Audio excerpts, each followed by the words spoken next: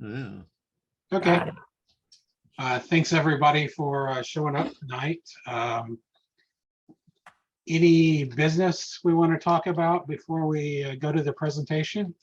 Let me throw out about, excuse me, 3 astronomical league things. If you're working on the globular cluster challenge, you've got 10 more days to collect the data and a month and 10 days to get it all submitted. It's the data collection time, I think, is over at the last day of September.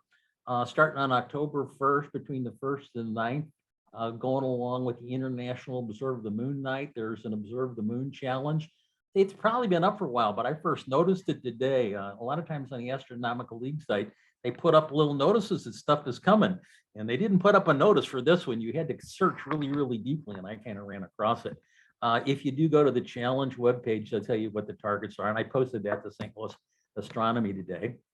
And then between the 15th of October and the 15th of January, there's going to be another observing challenge. And this one is going to deal with the moons of our solar system. And the idea is to try to image 12 of the moons in the solar system. Excuse me, image our sketch, you know, but since this is an imaging group, there's going to be a whole lot of, I'm sorry, that was a note that said somewhere I was last night, some guy just tested positive for COVID. Anyway, on the lunar challenge, you know, the moons of Jupiter, the moons of Saturn, that should be able to get you 10 easy ones, you know, and then you can take a picture of our moon. So that's 11. So there are 11 easy ones. And after that, it's like you might have to struggle just a little bit to get the last one. But that's coming up and it will be announced reasonably soon. I hear that one's going up today. Can I think of anything else? Oh yeah, one of the presenters tonight got the Foundations of Imaging program done. I'd like to congratulate Herb for doing that. It's a real tough program, so congratulations. And now I'll be done. I'm going to mute. Yeah, that was not an easy program. Oh, wow. Yeah. Job, Herb. I'm looking for a topic for next month.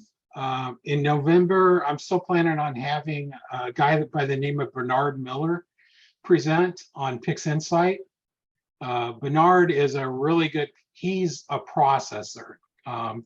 Where I spend 10 minutes or so on my images, Bernard spends a lot more time, and his images show. Bernard has a lot of astronomy pictures of the day, as well as a lot of published images. So what we're going to do is we're going to pick some data from the Telescope Live website. I'm going to give you guys some choices and have you pick one of the objects, and then we're going to have Bernard process it, and I'm going to give you a link to the data so you can process it yourself.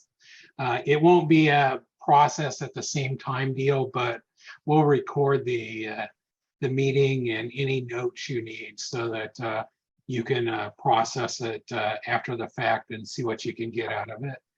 So that's my plan for November. Like I said, I'm looking for something for October. So let me ask a question. Does anybody have an interest in double stars?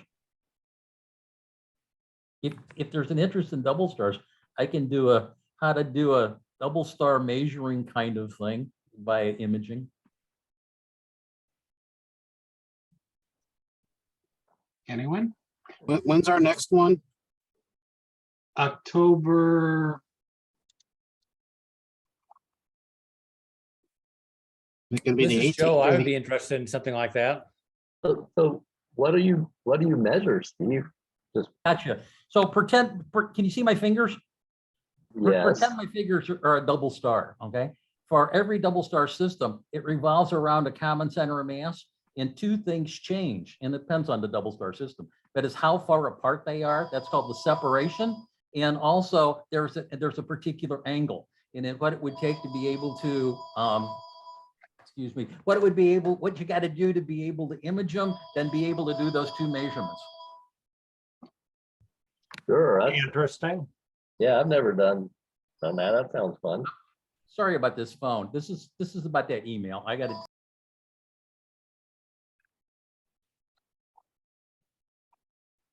And also what Steve's talking about is if you decide to do the AL programs for double stars or multiple stars, or there's a new one with sun-like stars, you would want to use something like that because one of the requirements is to figure out the angle and the separation.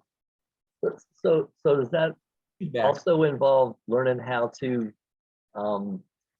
figure out in your image what, where northeast, south, west are in it and orienting it so north is up, say? I will give you a yes, and it is going to also say that's dependent upon the equipment that you use. Tonight, Herb and you are going to talk about using the C14 to do things, and ultimately, depending upon the double stars that you would like to pursue, you can use the C14 to do those. Obviously, on really tight double stars, something that's got a real large field of view, you're not even going to be able to separate. But back long ago, I used the old C14 to do the double star program, and then I imaged it as I went along. And so you can split really super tight doubles. The field of view there, and I think Herb might mention this tonight, might be as small as like 4x8, or maybe I should say 8x4 arc minutes or something like that. And so with the field that small, it's sometimes tough to figure out the field of view, and I can give you suggestions of how to do it with the C14. But if you use something that's got a lot wider field of view, you just blade salve it. That's the easiest way to do that. And then you would measure the angle and the separation with the piece of software. And I've been pretty successful lately using Astro Image J to do that on a plate self image. Hey, Dave. Yes, sir. So your question is that regarding maybe the visual observations of double stars? Well, actually, it's like this is the imaging group, so I would really just talk about it more about how to image it. But the truth is, and Herb will probably smile when I say this, it's a little tough to find Jupiter in the C14's field of view when you got a camera there. And so, sometimes a flip mirror would be a real good idea in that image train. And ASEM has a flip mirror in the safe. And so the truth is, if you got a camera and if you got a flip mirror, you can visually look at the double stars while you're imaging them at the same time. So I'll say yes. All I was going to say, Dave, is the easiest way to get the to get baseline for the position angle and the orientation is let it drift through the field. Wes. Oh, okay. So you get it, you draw it, you photograph it, and then you take an image as it drifts through the field, and that gives you your east-west motion. Right. And once you know which end is west and which one's east, then you just put your protractor on there and bang, you got all the information you need from it. That sounds great. I'm always looking for the easy way. But, image-wise, plate solving would also come up with that. So I'll play. Not necessarily, because you're going to be talking about a pretty narrow field of view. Steve, have you ever had success plate solving on a good photograph of a double star? Yeah. Okay. Well, actually, it's kind of like I think everybody knows that I subscribe to SLU telescopes, and their smallest field of view telescope is in Canary Islands, and I think it's something like 14x12 arc minutes, in terms of size, and I can plate solve those with astrometry.net. Right, but what can you actually split like Porrima at that large of a field? I would say the only problem with doing that one is that what's the magnitude difference between the two? That's what I'm saying. Yeah, sure. That isn't one of those really bright and one of them really faint, and so that's part of the point of the double stars. You have a bunch of Meg 6, Meg 9, Meg 3, Meg 14, or Meg 7 kind of things. Yeah, so that's why I was saying, if you're going to image that, you're going to need to have a pretty good exposure to get the darker ones. So you might be able to get some background, but the question is, how small can you go on a plate solve? Yeah, and that's something I'm wondering about. Good. Yeah, Hey, Dave, do that and come back and tell us how, all these parameters that describe an envelope of plate solving for you. Sure. I know there's databases. The databases you use for plate solving have different fields of view built in. You have to just match it up, but I don't know what the limits are for that. Good question, Grant. You'll be the expert on that. If you I'm gonna- try this, is very good. We'll get right on that. Yeah, I'll tell you, when I did it with my bigger telescope, and it was a real challenge because most of the stars in those lists are fairly bright for camera people. And so you would typically only get the few stars that were the doubles or triples or whatever. And there was really never enough to plate solve for me. Oh, wait a minute.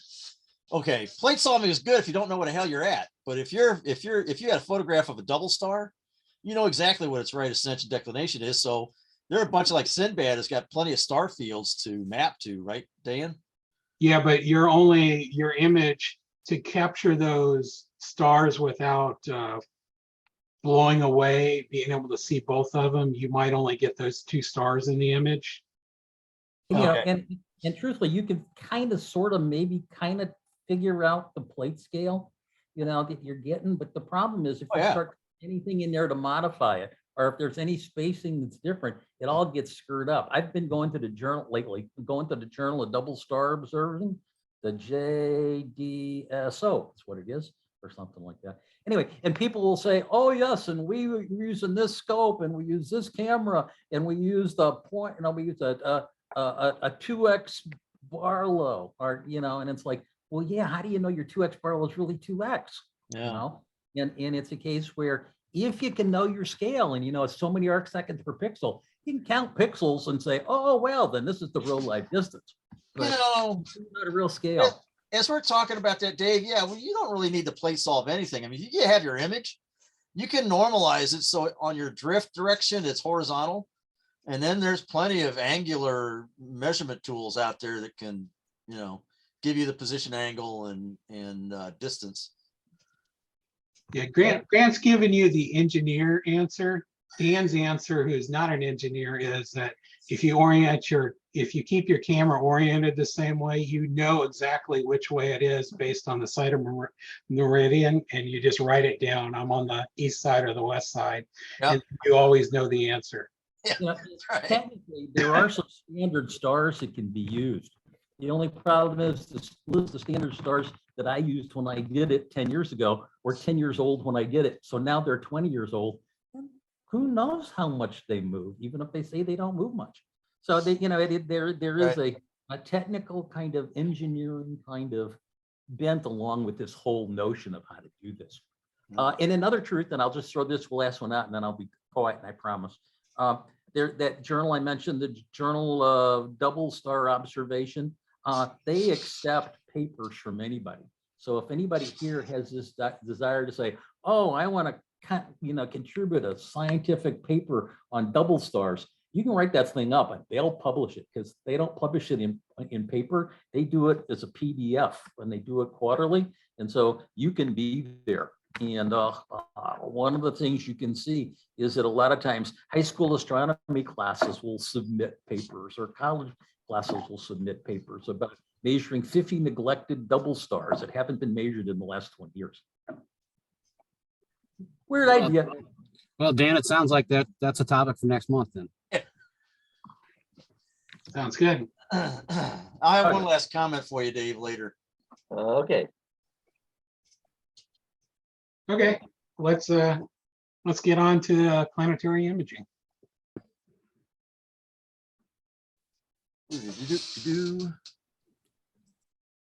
Share my screen.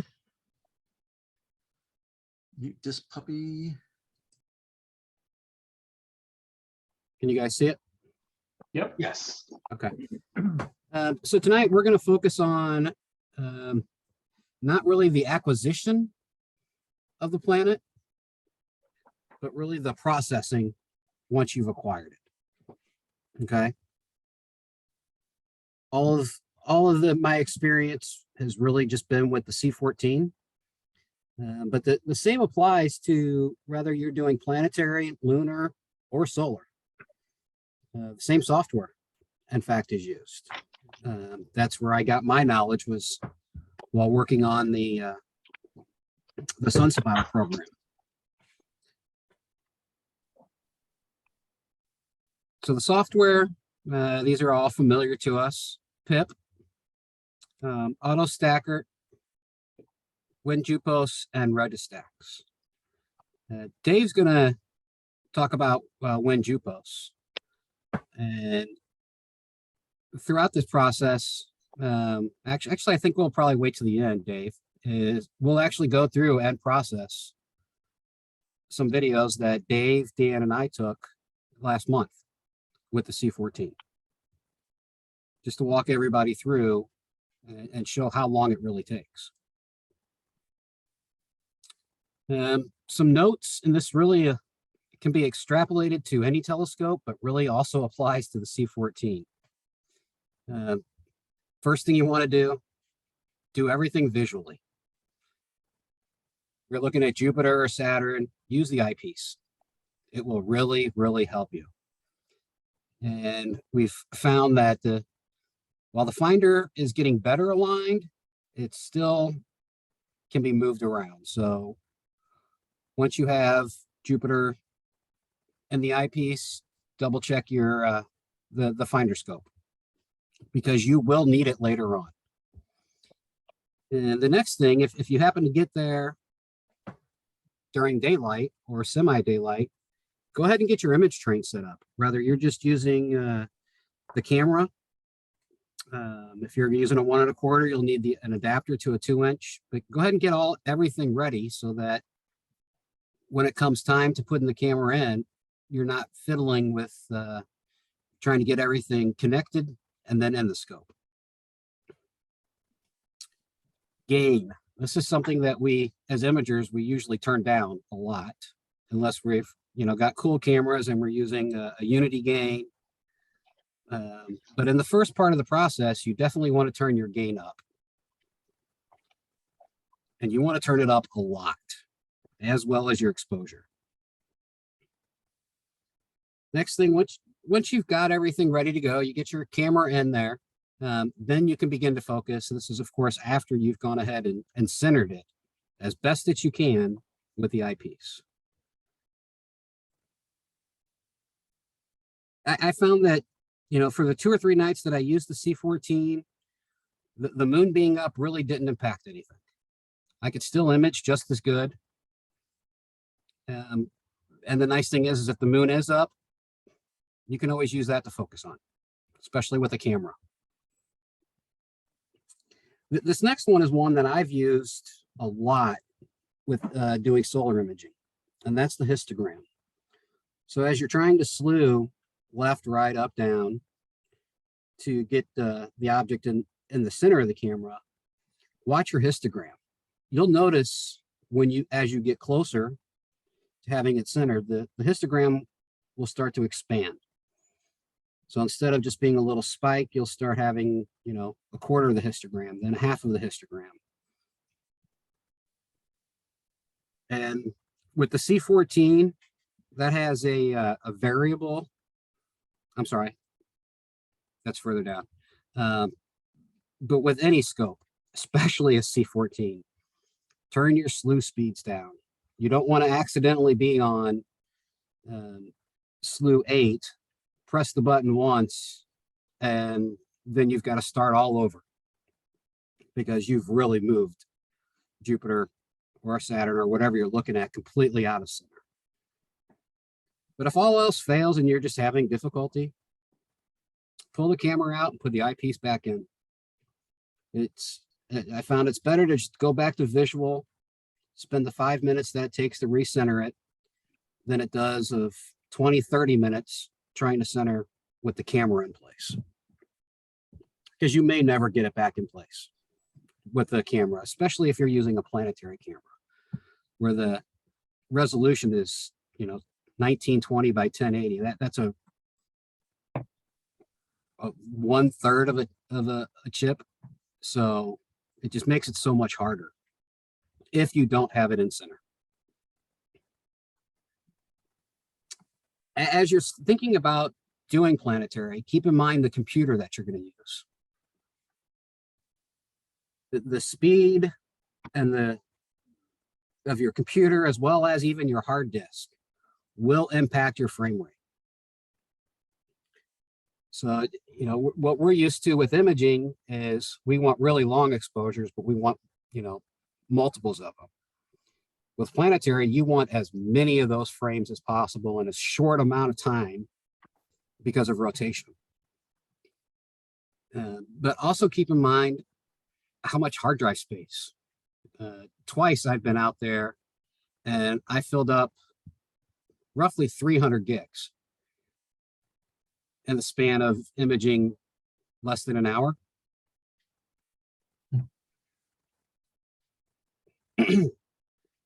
So newer computers shouldn't have a problem if you have an SSD, but if you've got a 3 or 4 year old laptop that you want to use that's got a spinning disk, expect to not get many frames because it's just going to go so slow and it just can't keep up. So the first image I actually did of Jupiter happened to be not only the great red spot, but also an IO transit. And I found that doing a 60 to 90 second exposure was kind of the sweet spot so that I didn't have too much rotation. But generally speaking, everybody has told me and everything I've seen is try to keep those captures below 120 seconds. So next we'll start getting into the software. And one thing to note with all of these softwares is all of these applications are very powerful and they can all do multiple things. What I'll show, what Dave will show is just one portion of the software. PIP is a perfect example where it can do a lot of things. This is the first screen when you open it up. You can, just looking at all your options here, you can turn around and do batch mode with multiple files where you turn around and put a list in and it's going to go through and process each one individually and create separate output for each one of those files. Or as I have done is I'll take Jupiter, 220 second exposures, and I'll join them together to get more frames. So you just turn around and add the files, tell it which option. If you're doing a planet, always tell it to optimize for the planet, for planetary. On the next one, input, if you've got a color camera, make sure you do tell it to debear. Otherwise, it will just be black and white.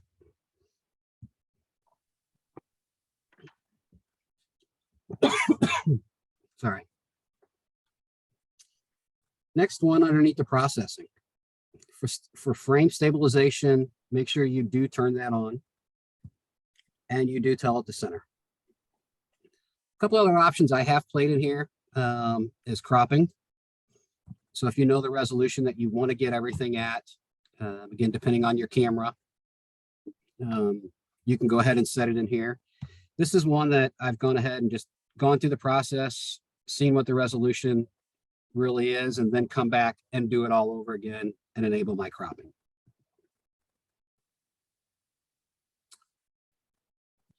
Quality, I'm sorry, where am I at? I think I just skipped. There is another option here. I'll show you when we do the live, but this just skips right over to output. Generate an AVI file. If you want to create a subdirectory that just makes things easier, I'm a little more organized. And for tonight's purposes and really for something like Jupiter and Saturn, definitely go ahead and use WinJupos so you can derotate, but have it create the correct file names. After that, just tell it to start processing. On the right-hand side, it'll give you a little output of how long it takes. So down at your runtime, but also how many frames. And just make a note of how many frames that you end up having. Once that's completed, now we have, say, our 2 video files combined into one. We can go to Auto Stacker. And again, all the same processes can be used for solar, which is where I've picked up my knowledge. So this is the first screen. You just open up the file. Open up, I'm sorry, there it is. Select the AVI file that PIP put out, and you tell it to analyze.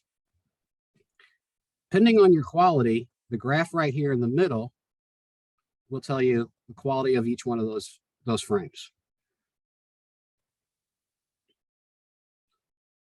And I knew at one time what really was important there and what wasn't. But also make sure that, again, image stabilization, you select planet. Next one is where you're going to put your alignment points. And this is what the software is going to use to turn around and look at each one of the frames and make sure everything's aligned. Herb, I'm sorry to interrupt. Go ahead. Could you back up one slide and show the button you have to click to go to the next slide? So after you open up your file, you then tell it to analyze. I think that automatically pulls up the next slide. That will pull up. So when you see this live, there's two panes of windows that are open up right next to each other. With my screen, it was going to be impossible for anybody to read if I tried to put both of them up at the same time on the same slide.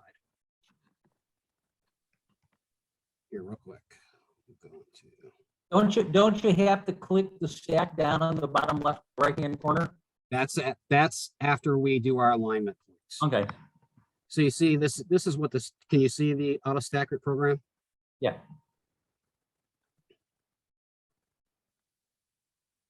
Getting it? Come on. Okay, it's not letting me do it.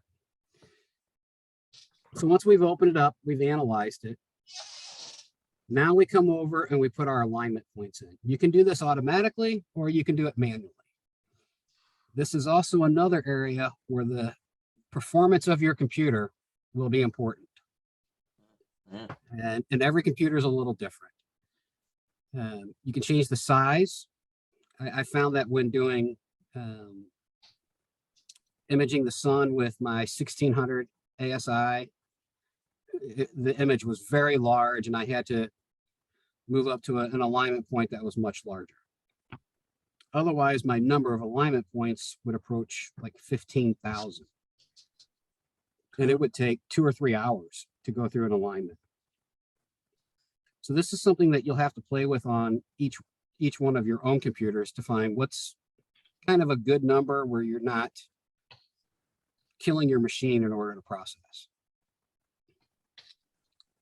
So once you have your alignment points in place, you would just, after you pick the size, place the grid, it will automatically fill in all these, put these boxes all over the place. And if you can tell, I'm not sure if it shows up for you guys, but there's red dots all over the place. Those are the center of the boxes. The next, where did it go? Thought I had another one on here. There should be another. It looks like I missed the slide. Because the next slide is what Grant was talking, or Steve was talking about. Well, all the next slide says was then a miracle occurs, right? Yeah. So after you pick your alignment points, then the stacking option will be available. And if you notice, the application says 1, 2, 3. Pretty much tells you what steps to go with. I'll show you a little couple things with the stack options, but I also never tell it to RGB align. I do that in Registacks. Right. So this is one area where it's kind of which car is better, Ford or Chevy. Some people will say this is the point that you turn around and de-rotate your image. Other people say you can wait till you're done processing and then de-rotate. So at this point, we're actually going to hand it over to Dave and let him go ahead and talk through WinJucos.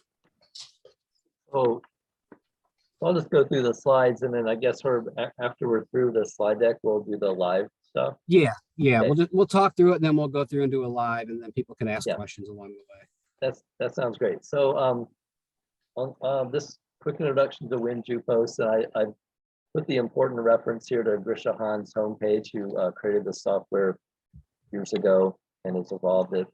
But it's does have multiple functions for analysis of all kinds of surface features on planets, which I'll just, because Steve mentioned it, also includes ways to include moons of all the planets, and to perhaps plan observations of moons for that upcoming observing challenge. So there's a complicated database of surface features and moons, et cetera, included, but today's interest is what many people use it for in imaging. It's just to carry out derotation, particularly of Jupiter, because its rotation rate is relatively rapid. So an important point to remember that's I think not very obvious when you open the program is that you are first thing you go about doing is creating an accurate image measurement file. That's the .ims file.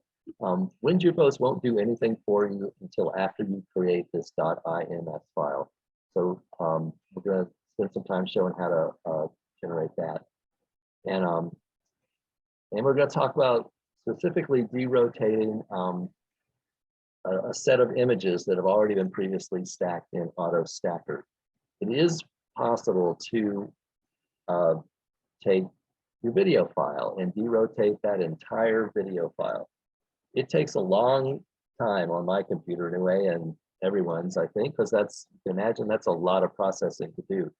And from what I've seen, I haven't done, exhaustive search, but I think that the benefit of taking all that extra computer time to derotate the video is it doesn't really pay off in the image quality. You can do very, very well by the faster strategy of derotating a series of, say, 2-minute videos.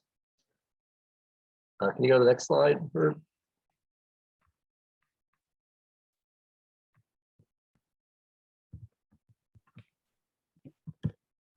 Okay, so this is a bunch of steps that I'm going to go through later, so maybe I won't spend a lot of time dwelling in it. There's a couple of good references to fall back on, particularly that YouTube reference there is referred to in the Cloudy Nights one.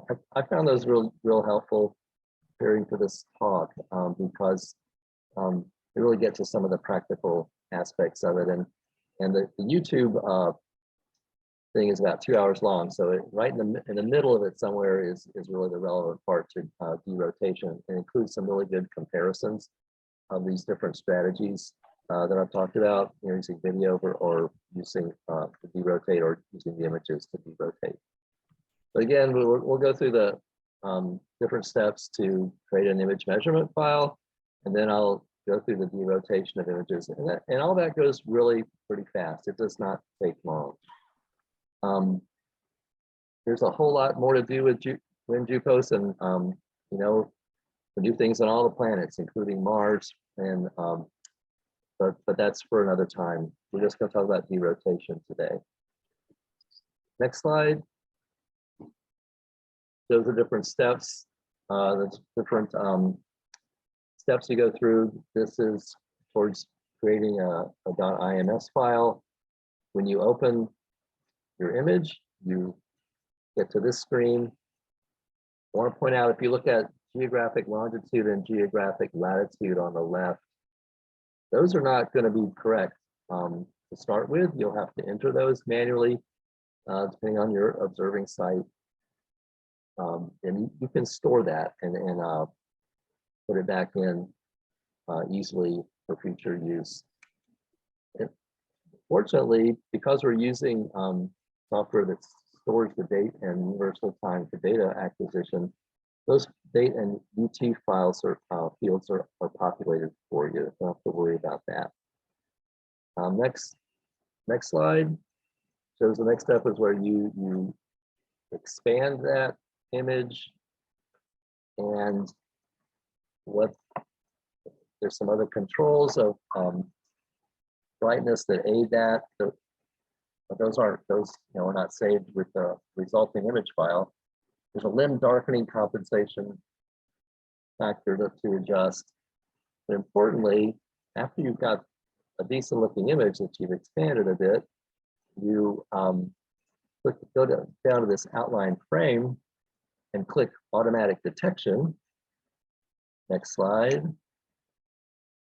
And it does a pretty good job of automatically putting this ring around your planet, even through an equator. And it's pretty good, especially for Jupiter. But it's never perfect. So I'm going to go through later on with the adjustments you do. Next slide. For future reference, I put in these this text from the help file that shows the tools you use to move that circle around to outline the frame of the planet. And that's kind of important to get fairly accurate, or you get a crummy result with a lot of weird edge effects. So it's worth spending a little time.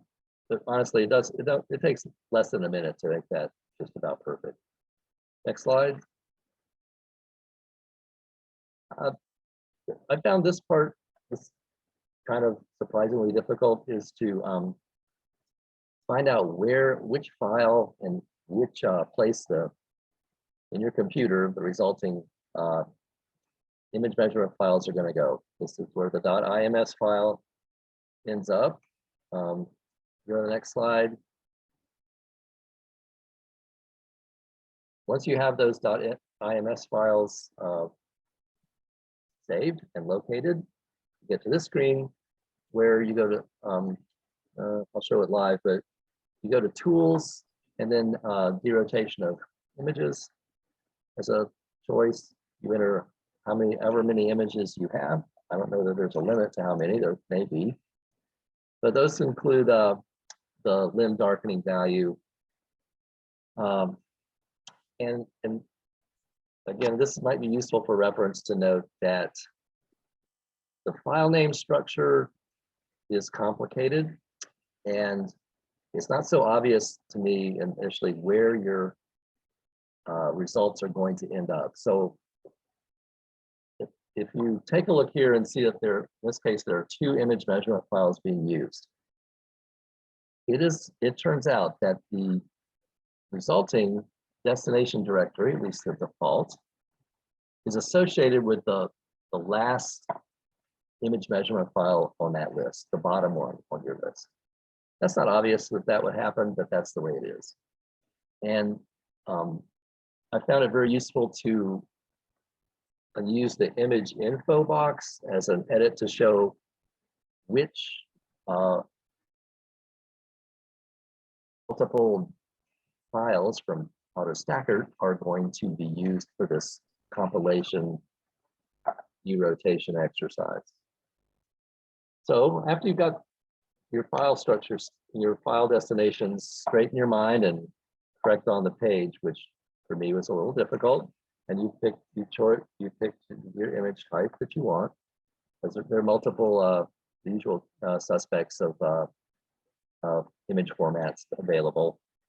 Just click the compile image button, and very quickly you get an image that looks pretty much like the one on the right.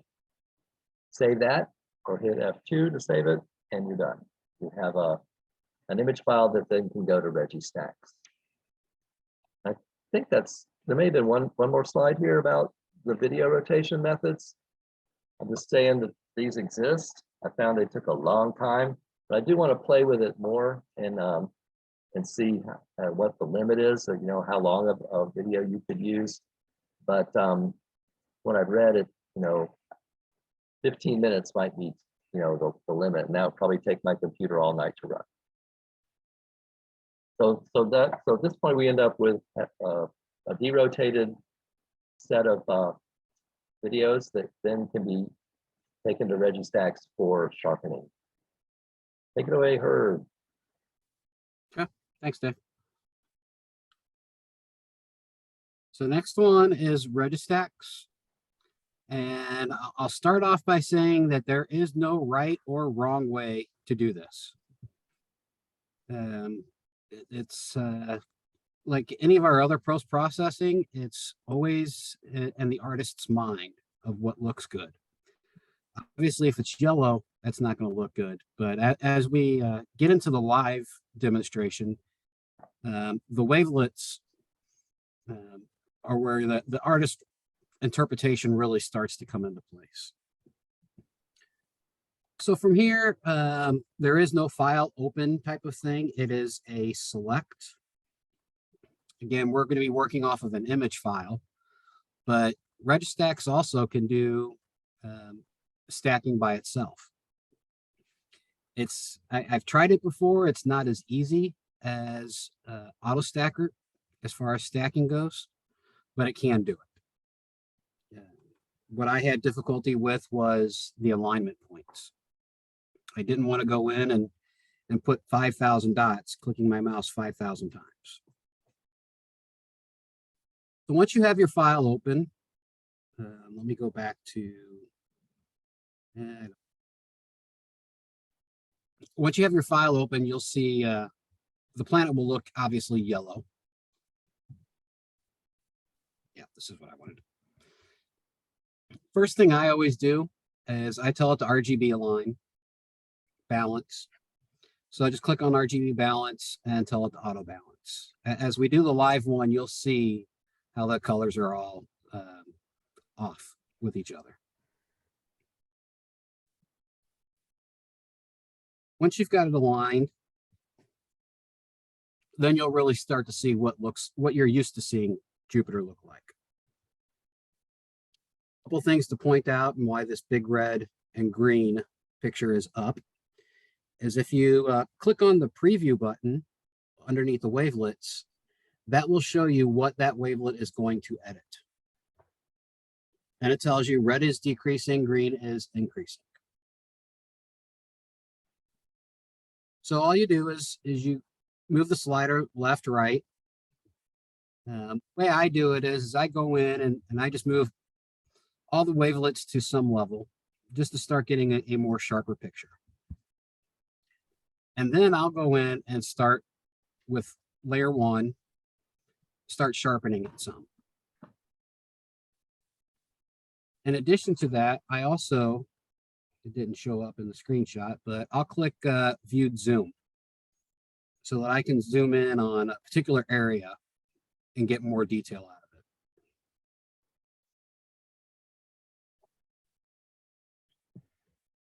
of it. Each one of these layers can be turned on and off just by clicking on the little check mark. So if you only want to focus on one area, one wavelet, you can turn the other ones off so they won't be visible. One thing to keep in mind is as you're doing all of this, until you save the image, nothing's permanent. Herb? Yeah. So when you say turn off the wavelet, so that just turns it off for the screen. It'll still Just the screen, just like in PixInsight, like the screen Okay. transfer. So it will still be used in the final processing. Okay, thanks. As far as I know. So again, as you start editing all of these, the image will start coming into more clearer. Keep an eye on your noise.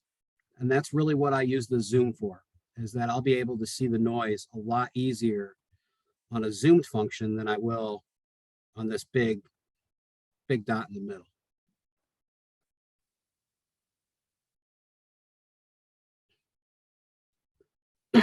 One thing I do is, as I started doing even my solar, is I also save my schemes. So whatever settings you finally end up with that you like, go ahead and save them.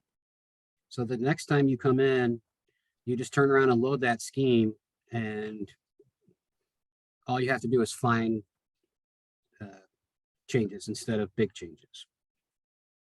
But once you're ready, the PixInsight screen transfer function is, or what's that process called? The histogram transformation. You click do all, and it's going to apply those settings to the entire image. Again, it's this none of those changes are permanent until you click save image. and then pick a location that you want to save the file, and then you're done.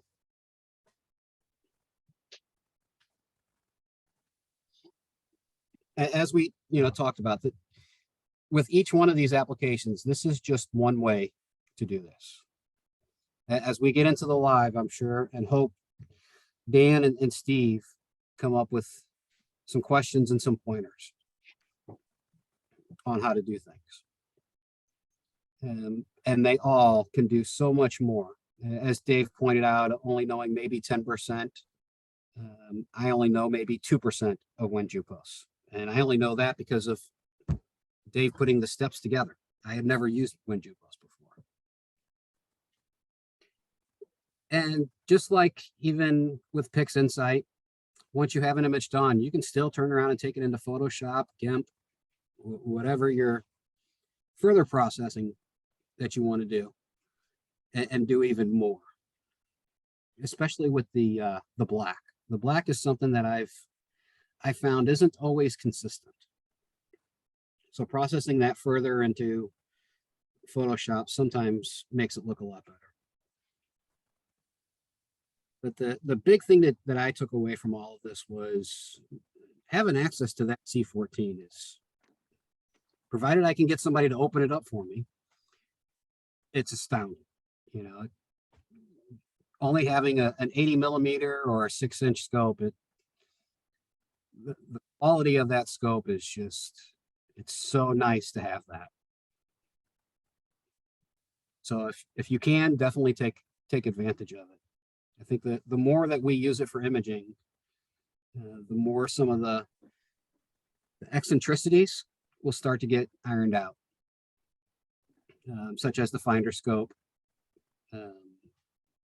or the backlash. That's something else I've noticed with this scope, is at least with the mount.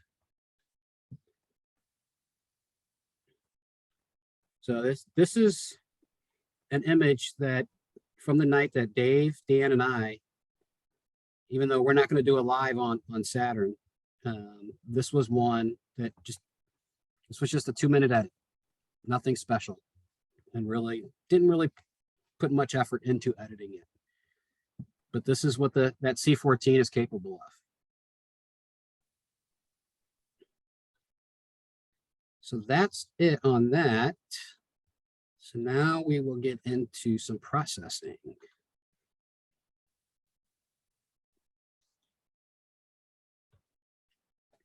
We're going to start with pip. I've picked two video files. And what I'm going to do is I'm just going to join these. And if I'm going too fast, just say something and I'll make sure to slow down. But you can see the resolution on this is pretty widescreen. Telling it planetary. Making sure that my debear is turned on. Processing, I'm going to tell it to center. It defaults to enable cropping. On these video files, I haven't figured out the exact resolution, but for these, you definitely want to turn it off because 448 it will crop the planet out. So Herb, on this screen, for most of the images I've done, I've looked at the max pixel value over there and where the image is. Oh, and okay. And then adjusted input gain, where it says 1.0, adjusted that up until one of those channels hit near the max, like say greater than 90%, 90 something. So if you put that to 1, and then you can make an adjustment, but then you have to click the test options button up there in the upper right of the, Like that. yeah, that's one way. And that's too high because now we saturated the green channel. So then I would go back to the gain, drop it down until that wasn't saturated. Maybe it's like that. So that's just me being fussy at trying to maximize No, that's okay. the gain on the image. This works well if it's interactive. Yeah, Because again, both of us just know so, our knowledge is so limited to a month. so that other box over there on the left that were gamma correction. Have you, I haven't, I didn't see any benefit to that for this data set. For some crummier images that I had, it seemed to help in detection of the planet and centering it to adjust Okay. that a little bit. But that's all. I can't remember exactly how I used that, but it can sometimes be useful. I found the most beneficial thing about PIP for me with my own scope was correcting for drift out of the field by centering the planet as it was drifting through using PIP. Everything else worked really much better downhill from that. Gotcha. Yeah, that was something I learned too, is just making sure that it, with the C14, it does drift a little bit, but not enough. I mean, as you saw when we were doing it, we could leave that thing alone for 20 minutes and it was still within the camera's view. We would Yeah. recenter it, re-slew it, but it would still drift a little bit. Yeah, it was really pretty tight, and then because everything's aligned well, we didn't have much of a drift problem. Yeah, just a couple quick points here. Those max pixel values, one thing you'll find is when you're capturing the data, we tended in the past to try to bring the histogram up to like 90% or so. And that really would help with those values when you're capturing it. By bring it up by increasing the gain or increasing the exposure time, one of the two. Gotcha. The other thing that helps immensely is to do a region of interest when you're capturing it, because it would vastly increase the amount of frames you get. Yeah. I can't remember on this one if we were trying to get one of the moons or not. But that's what I've done as well, is change that ROI on the acquisition side, because you'll drastically, especially if you've got, the camera that I think is in the safe is the same resolution. So if you drop that region of interest down, basically change your resolution to 800 by 600 instead of 1920 by 1080, you'll go from 10 frames a second all the way up to 25 instantly. I do the same thing when I do solar.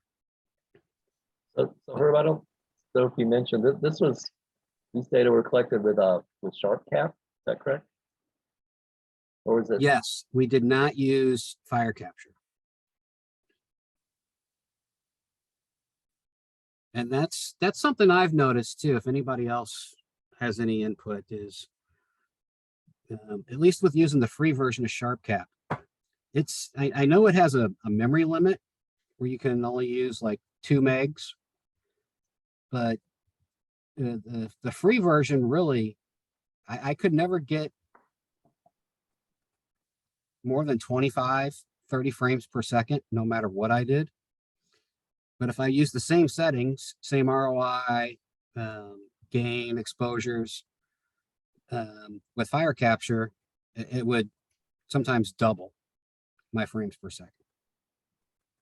So since this night, I've really just switched over to using fire capture.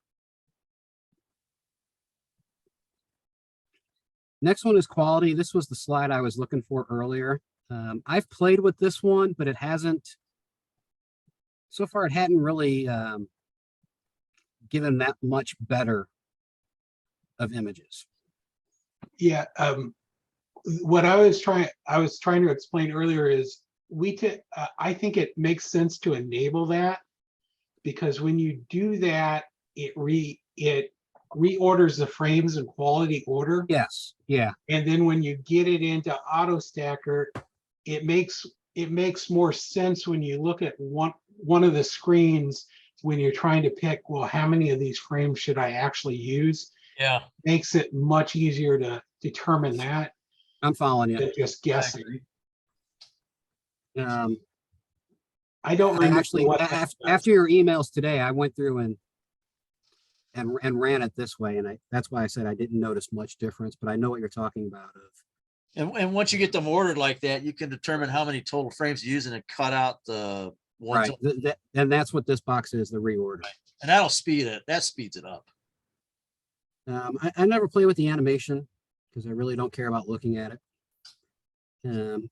Here, I want to tell it to output an AVI file, or you can pick SER if you wanted to.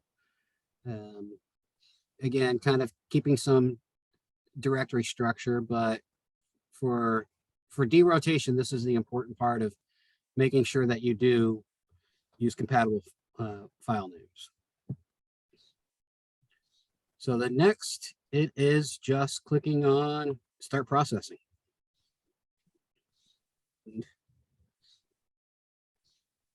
I can already tell I didn't do it right.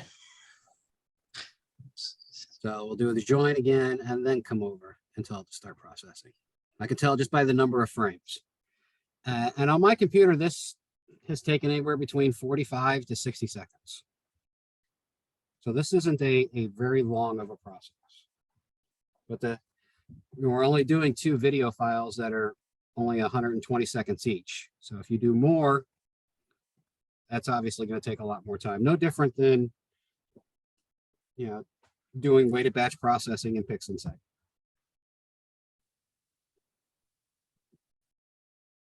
Let's see, did I keep my files from earlier? I did not. I actually cleaned up my directories. So we'll wait for this to go through. Like I said, it doesn't take long.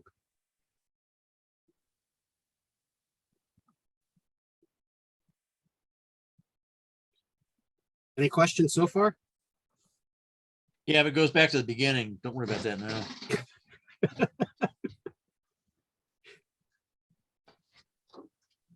Yeah, You one must have been a thing lot of fun in high school.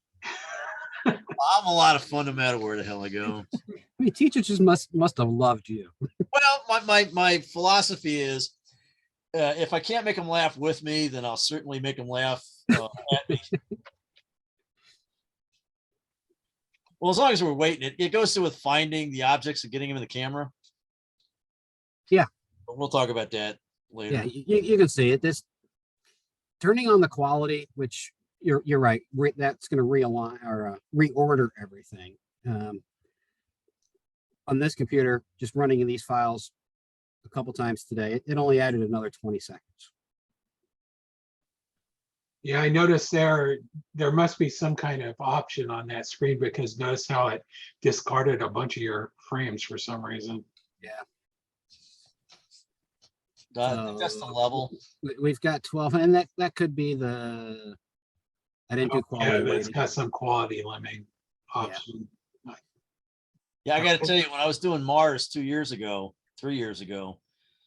man, I was doing a lot of video because I was only getting like 1 or 2 frames per 30 seconds, and yeah, trying to make that thing efficient, that process efficient was. Oh yeah. Okay, so now we're going to open up our file. For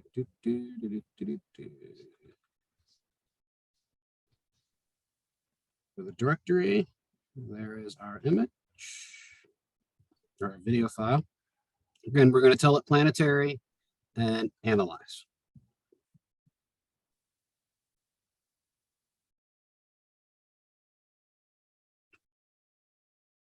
Now, depending on when you want to do your derotation, there's a neat little thing in here. I'll show you once we get our grid placed. We can see our quality, as Dan pointed out, our higher quality are at the beginning. We'll place our grid. If you click on stack name options, again, depending on when you want to do your derotation, if you click on this, and if you have Registacks open at the same time, you can just minimize it. After we click on stack, it will actually place the file, the video or the image directly into Registax. So you don't have to go to File and Open. And this process doesn't take long either. Yeah, one thing that isn't obvious on this program is if you have a bunch of stacks, you can drag them all into it and it'll just cycle through them. So you can hit the button, you can do this stuff once, hit the button, and then come back 20 minutes later if you have like a bunch of them. See, I didn't know that. Well, we didn't know that until I was halfway through with taking 50 videos. So in other words, just click and drag. Yeah, it allows you to open up multiple ones all at the same time, and it'll do all the same I checks on them. As they said, open images.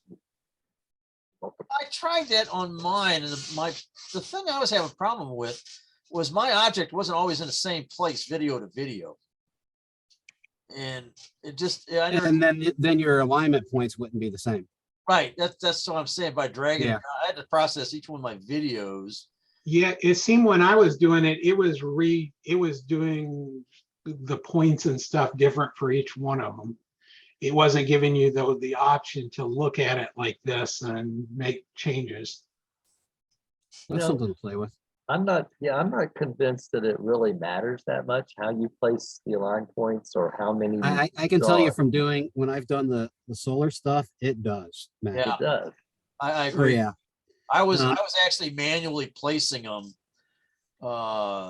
because there was so much vibration caused of the seeing that I manually placed them, and it actually drug them. It did a better job of aligning that stuff and getting things. Yeah, working. it really, it comes into play when you've got, something like IO that might be over here on the left. Yeah, Okay? that's a good reference. That's a good line. Where, you want both of them aligned. Mars was just a bitch. Yeah, I was not happy with my Mars picture, but It Dan was said it just looked nothing good. but So, dust. so at this point, again, I put Sure. that check in there a while ago, so it Sure. automatically populated for me. But at this point, we're going to turn it over to, Herb, wait Yeah. just a second if you would. If you're doing the moon and you have lots of moon things to do and you don't want to fight with wavelets as much, if you go over to the third column stack options and you do the number of frames to stack in terms of percentages. yeah, so I skipped over that part. Yeah, that will do a reasonable job on moon stuff if you got lots and lots of it to do. Yeah, so I have typically only done 10% of my frames. And then you can do different levels. So if you want to do, first you pass, you want to do the top 50, then then out of those 50%, do 25. Then out of that 25, do 15%, then down to 5. Yeah, that's what. Yeah. Obviously, that's just going to take a lot longer. And I think it really depends on what's your goal.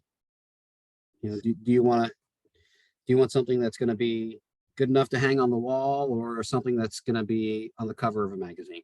Well, you know what? If I can insert something here. Go ahead, man. When I found out what I was doing with Mars is, I don't remember. I think it might have been Pip that did the auto center and then let me crop, so that it would create the resulting SIR file that was just pretty much the image of Mars and none of the black space around it. And that reduced my file size. And then when I came up to the frame percentages, by just having your object and none of the other extraneous stuff, it allowed me to do the frame percentages, like you say, like I did like 50, 25, yeah, 15. And that sped the process up, because the larger that frame, the more it has to work at it. Mm-hmm. Exactly. And when all I was interested in doing was getting Mars. So when I had and I think my images were where Mars was only less than 30%, 25% of the frame. When I was using a full frame, man, it was taking forever. And that's why I wound up having to crop that down. Yeah. So And like yours is like, man, you crop out a lot more of that. You crop out a lot of that black on the around Jupiter. Yeah, and that's what you can do with Speed that up. PIP is have it turn around and crop out so that All you of that really extraneous stuff. Yeah. Reduce that frame size, something fierce. have something like, Yeah. Yeah. a Exactly. square really that big instead of this The whole thing. huge Right. square. Exactly. Right. Yeah, so I'll just, comment and agree with Grant about the value of centering and reducing the background. When I was looking at Mars, my front yard, and everything is drifting out of field really quickly, I had to spend a lot of time with PIP to adjusting the crop so that all those images were centered and about in the same place. Well, Make any sense of it, and that I was very happy to do it because it Right. really improved the result. Well, I think Pip can do the auto centering and crop at the same time. I think that's what I was. It's Yeah, been yeah. a couple years since I did the process, but I do remember, using auto center and then having it cropped. You're right, because you're right. My images were all over the place. Yeah, I mean, it was. Yeah. It was. Yeah, I mean, I remember. I do remember that now. I think in theory, if everything was tracking super well, maybe like with the C14, you could dispense with the PIP program altogether, probably get a decent result with AutoStacker. But I've tried to that's not the real world, for me most of the time. Right. Yeah. I've used PIP even just on one, just to center the image. Right. Yeah, That's what I've used it for. we always found that PIP definitely helped, even with the C14. It makes more sense to do the region of interest Right. Right. than cropping after the fact, because when you do it after the fact, you've already thrown away literally thousands of frames you could have captured. And Yeah, and not to and we mention found eating up that- all that hard drive space too. yeah, we found that by using PIP, we could even, when it drifted out of that region of interest, we could move it back while we were still capturing, and PIP would just automatically throw away those bad frames. That's one thing I have found too, is that, if it did drift out of that ROI, that you can just do it live. Yeah, we would just do it live. And Sharp Cap or Fire Capture, just turn around and scroll to the left or right and let PIP turn around and rip apart that video to just get everything in center. But yeah, the ROI turns around and decreases everything. Talking about ROI during capture itself, right? Correct. Yes, just make it a small box around it. Yeah. Because literally with like Mars, I mean, we would get 30 or 40,000 frames in a minute or a minute and a half by doing like an ROI versus. Versus just doing nothing at all. Yeah. And doing max resolution. Correct. Yeah, if I recall right, Fire Capture, will keep that ROI centered Pretty on much. the planet. Yeah, Even you've if got to it's make sure different. on Fire Capture that you put the check in there for auto align. Right. And then, yeah, because I had a tremendous amount of drift. Oh, yeah. Okay. Yeah, so from here, Dan, if we can go ahead and give Dave control, I think he should be able to do that. I can. While that's happening, the other thing I found, for at least while I was doing the Mars stuff, was, Herb, you got like 1,000 alignment points. I didn't use hardly, like I said, I went manual and cleared them all out. And then there were certain areas that were showing through the dust storm that you could click a point on, and then also go to the limb that had the cleanest edge. And I wound up doing an awful lot of that alignment using maybe 24 points, and that sped things up, and I was getting just the same results as if I let the thing pick its own alignment points. Yeah, but Jupiter's got more detail in the surface than Mars had. So when you click the auto, it's going to find more points. Well, I was always trying to figure out how it was actually selecting the points, and did it make a difference? And if I had a Jupiter image video, I could probably do some more testing with that, because it seemed like once you identify these alignment points, then on the good frames, the points that weren't selected always aligned up anyway. And so when it did its final sharpening, It sharpened everything regardless of where the alignment points were at. It didn't just align the alignment points. It aligned everything in the image. You know what I mean, Steve? Mhm. So Yeah, and some of the points that you're bringing up too, and Dan, it's I haven't explored how to make it better, mainly because my laptop right. is a 32 core machine with 32 gig of RAM. So you got plenty of process. So I haven't had the need. So if it takes 60 seconds, okay. Well, now If you I might want to decrease things, maybe I'll get it down to 20 seconds. but- or do that. Take a video that you have and let it auto align and all that good stuff, and then take and do manual points and compare the difference, because that's what I wound up doing. I was like, fuck, why do I want 20,000 points when 15 are good enough and faster? Yeah, I have noticed that when I did larger alignment squares and fewer of them, Yeah. it went faster. But like on Jupiter, I didn't get as much detail. Okay. Okay. That's But exactly what you did. with Auto Stacker, 16 is the smallest you can go also. So I couldn't even go smaller than that to pick up even finer details. I don't remember ever. Yeah, Um, right. On Auto Stacker. Right. Okay. Yeah. Yeah. Well, manual, I think I was able to go like maybe a dozen. I'd have to go back and Oh, do- the quantity doesn't matter. It's the size. Oh, okay, yeah. The size of that box. I think some of the issue here is with the Mars, and Mars was crappy for most no of the kidding, time. yeah. So there was very little detail for it to pick out anyway, where this Jupiter image has vastly more detail than any of those Mars images. Yeah, exactly. Yeah, if it was So what I anything was like the Mars one that I did a week and a half ago, I could understand. Yeah, you go in there and you only want to pick what you want for the alignment. Otherwise, the computer is just going to turn around and put it over the whole circle. Yeah, Dan's right where, yeah. And I was just, yeah. So I was just trying to find out, okay, what really gives, the best acceptable detail? Do I need 2,000 points or just 20?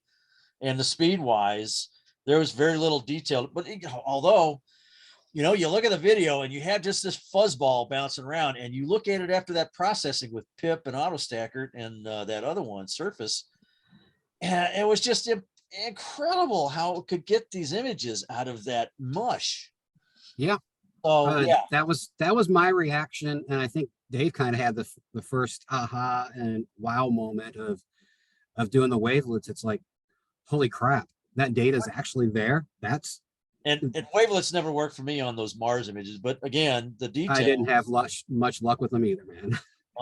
limited. But the Jupiter, okay, yeah. Let's see what you got. All right, so let's have Dave go ahead and show WinJupos, and while he's doing that, I'm gonna, because he's working off of this basically the same data, but I'm gonna go through and do the same thing with the image that we actually just created. Okay, well, so here we go. We're Open up- we're not seeing your screen here, like is there Not. Windows selected or something? It says you have started screen sharing, but we get a black screen. Says you are screen sharing, and you're not seeing it. No, Give me a moment. you might have to pick a window or a Try that. Try that again. I'll reopen WinJupos first, and then. oh, Tan snuck in. Oh, did he? Hello, Tan. Tan fell asleep. 1 second here.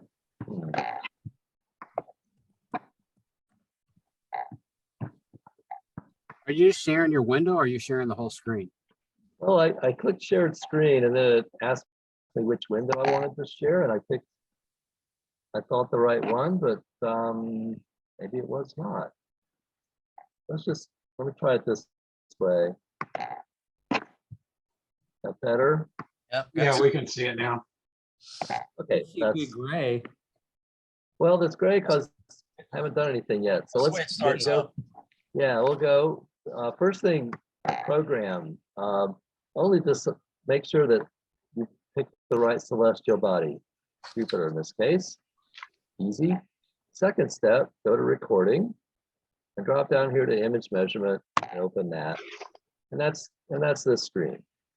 So from this screen, it wants you to open an image. So in this case, the image I'm going to pick is one of the two Herb was looking at. This is a PIP file, and it's been auto stacker treated. I'll just point out this PIP file name is kind of complex. The default they give you, and this last two parts here might be confusing, but this is just telling you that in this particular file with auto stacker treatment, it was Laplace 6 noise quality assessment, and this last one, AP55, tells me that I put in 55 alignment points. I put them in manually, 55 points. That's where that file name came from. So you open that, and then this picture shows up. Again, as I noted, as I said, because you brought it in with the right information from the capture software, you've got a date. Universal time is the actually we chose the midpoint of the video, original video, and then geographic longitude and latitude make no sense here at all. That's a default. But if you saved it before, well, first you could edit them in here, type it in, you know it. If you saved it previously, like I have here for Wildwood, then that populates it with the correct numbers. Okay, I know Wildwood is not exactly Bromley Park, so this is going to be off a little bit. At some point, I'll put Bromley Park exact numbers in there. They're probably a little different, not too much. So skipping over some of this other stuff, the next thing to do is go to the adjustment tab where you pick your channel. These are one-shot color data. You can process each of your filters separately if you got that sort of data. What I found most useful is to zoom up, just expand it, thus, so you can kind of see what you're doing a little better. And sometimes adjust the brightness up or down just to make that edge appear a little more sharp. Because you want to center the circle on the disc accurately. This occurred to me though, Jupiter doesn't have much of a phase. It's always pretty much of a circle. I know right now Mars is not. Mars is going to be, somewhat partial phase. So that'll be interesting to negotiate that. But I think what I read you're supposed to do is put the circle, along one on the most centered on the most circular part, and let the other let the darker part just float. So that's, make whatever image adjustments you need for pictures there, and then based on one video reference, they strongly suggested reducing limb darkening to a value of 0.5 from the default of 1, which I found was better looking. And also, in this case, I've just reduced the limb darkening angle to 0. I will honestly say I don't fully understand these parameters yet, and we'll play with them more. But for this, I went with these, and it worked pretty well. So maybe that's not the way it'll always be, but for now, that's what we've used. With that in place, just go straight down here to outline frame. I don't think any of this is terribly obvious what order to do these steps in when you first open the program. You'll all have to figure it out. So I hope this helps. And various references will tell you just try automatic detection first. And for Jupiter, it's really good. It's pretty close. But you'll also read people telling you that, well, if you don't get this outline correct, it'll mess up your final result. So it took a while to figure out, how to adjust this. What I'm doing right now is pressing down the Shift key and then page up to expand the circle. Shift key, page up. Maybe a little different on some other machines, but that's what's working on my laptop. It's So what I do is shift it and then up. You can see it's not quite centered. Well, so release the shift key and press the left and right arrows to move it left and right, up and down. We'll go up and go down. For me, I found it most easy to get this centered by going a little bit large, getting a bit of a black ring, and then fussing with it to get it centered best I can. So then shift page down brings it in. And just do that until you feel like you've centered it by eye reasonably well. I think it would be interesting to do a systematic look at how close this really has to be. But Yeah. when I read, it has to be pretty close. I'm going to call that close enough. And then the next step is to go back to the image tab and just click save. Important thing on this screen here now, if we click save, is to note that there's really only one choice. Saving this .ims file. So that's the whole purpose of this, is to save this image measurement file. And it's going back into the original folder that the starting image came from. So there, we save that, we'll have an IMS file. Well, I've done this before for practice, so I'm just gonna overwrite the one I had. All right, so that's one. Now you need at least 2 images to do any kind of meaningful rotation. So, and I have to go do this over again, which I'll do fairly quick. Does anybody have any questions while I'm going through these steps again? Well, yeah, you have to load each image that you want to derotate. Yes. I mean, load them individually like this, or can't you just specify all these? Well, maybe you can.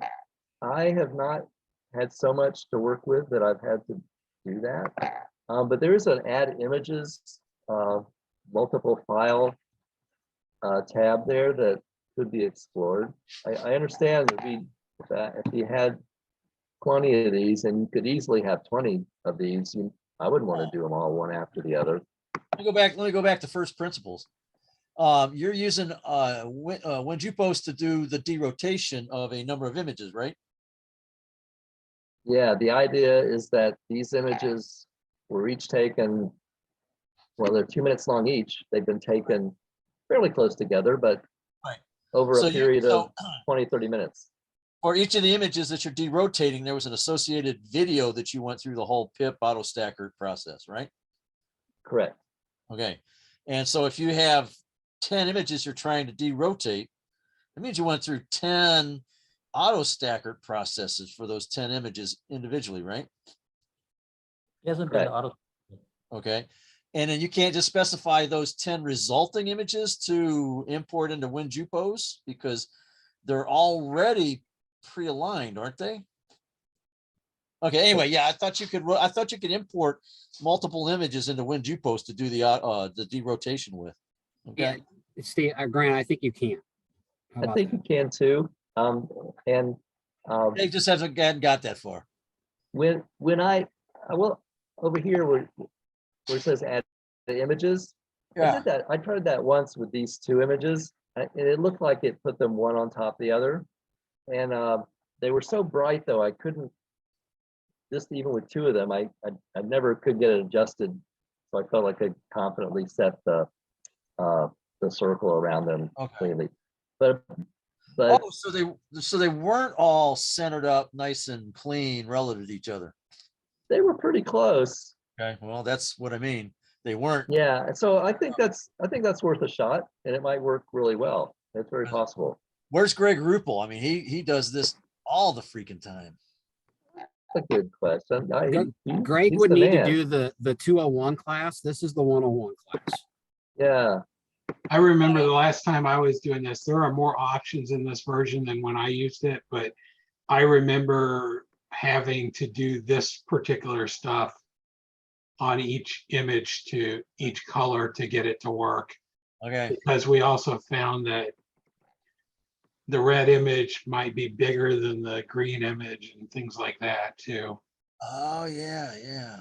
Because I just upgraded to 12.1.2 today, as a matter of fact, and it Yeah, tried to pick the original one, and it dropped out a lot of stuff. yeah, I don't think the original one had this auto detection because I remember that was a pain.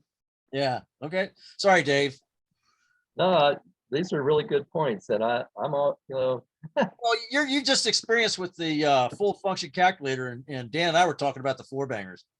Yeah, we keep in mind, we used a one-shot color. We didn't do monochrome and filters. That's where Dan went. That's where Dan went beyond me. I did one shot color too. Dan did RGB. Yeah, all of ours, we had 4 or 5 filters that we messed with.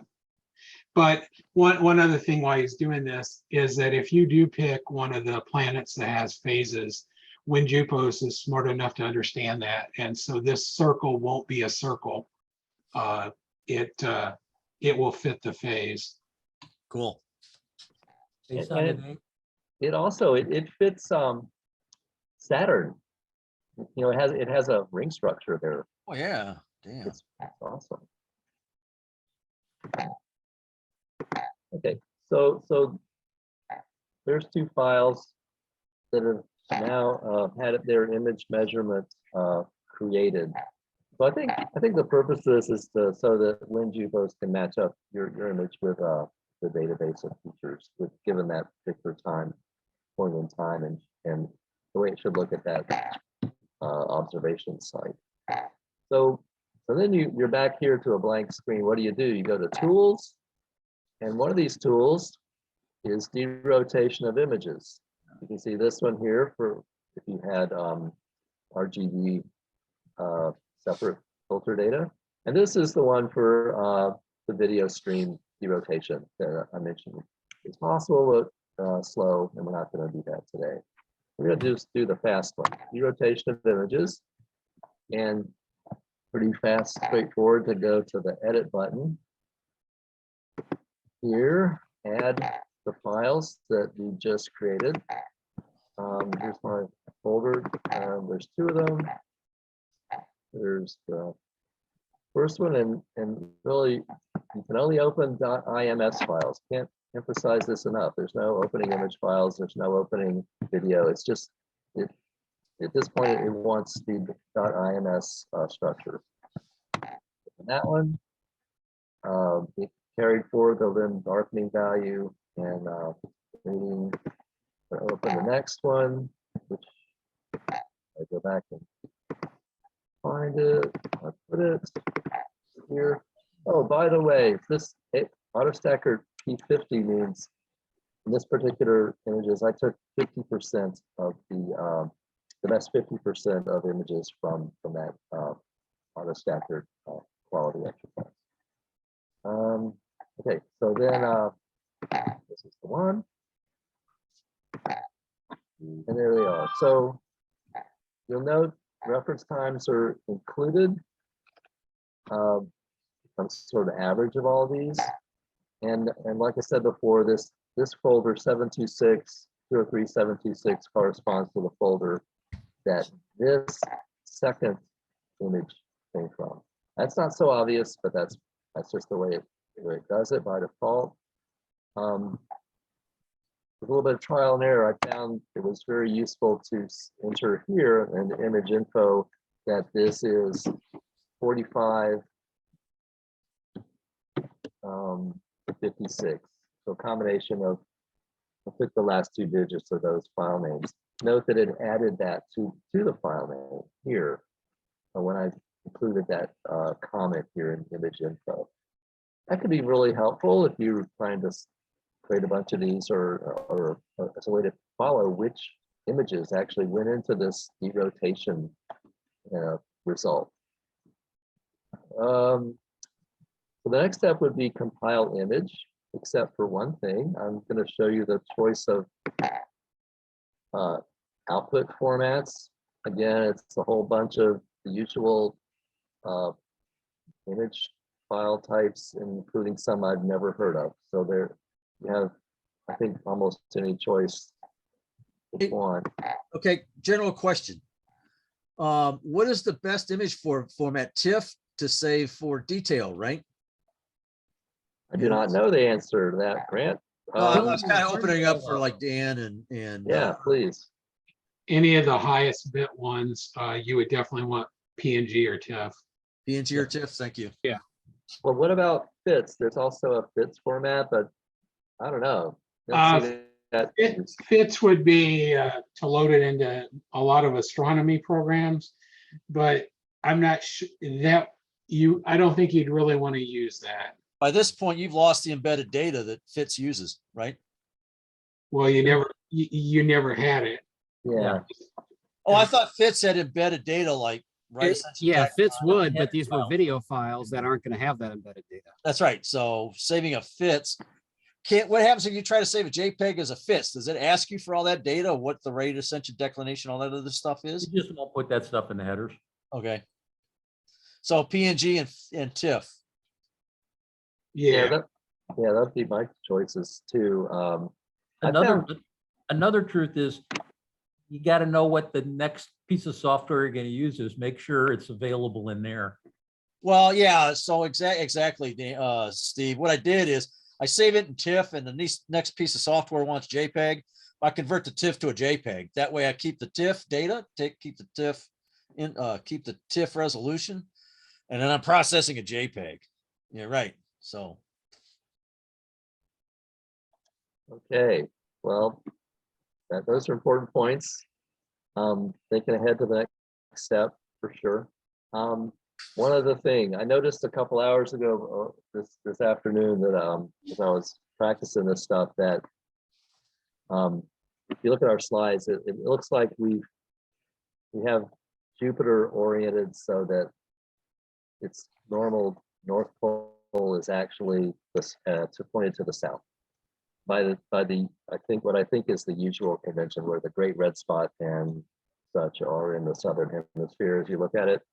So I found that I could correct for that little problem or cheating here by just inverting it, putting south at the top. By doing that at this stage, it'll flip it right side up when it's does it make a compiled. difference on the processing? Which one you use? I don't think so. I think there's also a way that I should have done when I was generating the .ims file. I think there's a way to rotate the planet and the alignment circle around it to correct that at that point. That's probably the logical place to fix that sort of thing to me. If people know some other ways or other thoughts about doing that, please chime in. But just about every image of Jupiter that I see published, would have this convention of the north, being the northern hemisphere having that darker band of reddish stuff, and then Great Red Spot and that small white spot we're seeing here with the southern hemisphere. But just to show how fast this goes, compile, instantly, of course there's only 2 images, but it pops this up, blow it up a little bit, and then this would be the sort of image that would then go into Registax, and it did flip it up correctly. So this darker band here, that's generally in the northern hemisphere of Jupiter. So we see it. Minor point, but that's something to think about. Oh, so when you specify south at top, it auto flips the image. It did. Okay. It did a 180 top to bottom flip. Yeah. Okay. With those buttons. We can do it again. North at top. Well, I think some of the point of this program in itself is that when you capture the data, you don't have to worry about how your camera is rotated. That's WinJupos takes care of that and creates the output however you want it. Okay. There's the difference between North and south at top. the north at top checked and south at top checked. They're flipped. I think the top one here is the convention for. No, it also looks like there was a flip east, right to left. If you look at that top band on the north photo, you see that little dip underneath there. Yeah. It looks like that's on the right side, whereas on the bottom image where you've got it flipped the other way, that dim flip looks like it's on the left side of the center line. It rotates it, it doesn't flip it. Yeah, you're 100% right. That is a rotation, not a inversion or top to bottom flip. You had that much rotation between the two images? No, it rotated the top image 180 degrees. Yeah, That's right. But it also looks like it flipped it left to right. Oh, yeah, it flipped it Flip left. it top to bottom and left to right, that's the 180 degrees. Yeah, okay. yeah. Just think of it like it took the top planet picture and rotated it counterclockwise 180 to give you the bottom. That's I think. Oh, more so or it less. rotated 180. It just didn't flip it. Yep, Bottom. that's what Steve's saying. Yeah, because if you flipped it top to bottom, that slight little dip in the upper darker band would still be on the right-hand side of the center line. Yeah, the rotation makes more sense for image orientation. It just says image orientation, north at top, south at All right. top. Doesn't tell you how it gets there. It I just should get some raw Jupyter data and start experimenting with this and running this process. Sorry. yeah. So then at this point, then it's probably important to remember to click the save button. But I don't think it'll save that image otherwise. And that's where the file type changed. This becomes a .icm file, and it's a derotation product of two images. But including these last features or something else that works for you to say where did this compilation come from is probably going to be helpful as you work through a bunch of data. So when you save it there, it's not saving it as a ping yet? A PNG? Yeah, I think you just saved the. No, he just saved the settings. He didn't save the actual image. Really? No, you got to click on the little disk icon. That was something that messed me up too when I Where so am I go to the On go to the the images. yeah on the images. Click on the disk. Oh, like this one. Yeah, You want click to on the save disk. this one. Save image as. Oh, that's a really good point. So that Thank just you. saves the settings. But go ahead and click on that disk because I want to point out something and see if it happens. Okay. By default, it does not have any file extensions. So if you just click yes or save, Oh, yeah, I don't know what format it's going to put them in, but it does not put an extension on it. yeah. Even though I had PNG selected as the image type? Yeah. Wow. Yeah, Yeah, that looks like some kind of bug or omission or yeah, something. I know. It's something that Oversight. threw me the first few times. So what I always do is pick whatever file name you want and then Tack on the extension. could just select the file type and then it'll put the extension on there for you. Yeah, I see. Wow, that just doesn't sound like a good thing at all. Well, No, have you had to be typing in the extension, Dave? No. You just select it from the pull down. Okay. Right here, pull down, pick your choice here. And then it adds the extension and you save it. I already had a PNG to override. So, wow, good point, Herb. I think managing the files is really part of the challenge with this because you quickly generate a lot of them and the different file types and wrinkles like that don't help. Yeah, I found it extremely frustrating to figure out the files. And you've got to really, I found you had to make sure details were on so you could actually see the dates of the files. I just Well, I agree. found it frustrating and very not intuitive. well, the not- thing that not sure frustrated like- me with trying to use this thing months ago with solar was there's no mouse ability anywhere. So when you were doing your manual rotation, it was you got to use the keypad. Yeah, I had to Google that special key every time too. Yeah. It wasn't the same that one. frustrated me to the point of, you know what, this isn't easy to use. Forget it. I don't care if up's down, down's up. I'll just rotate it in Photoshop. That's good enough. Well, so I'll, as I've been doing this demo, I don't have a mouse on this laptop. I'm just using the pad on the thing. Maybe maybe that's best.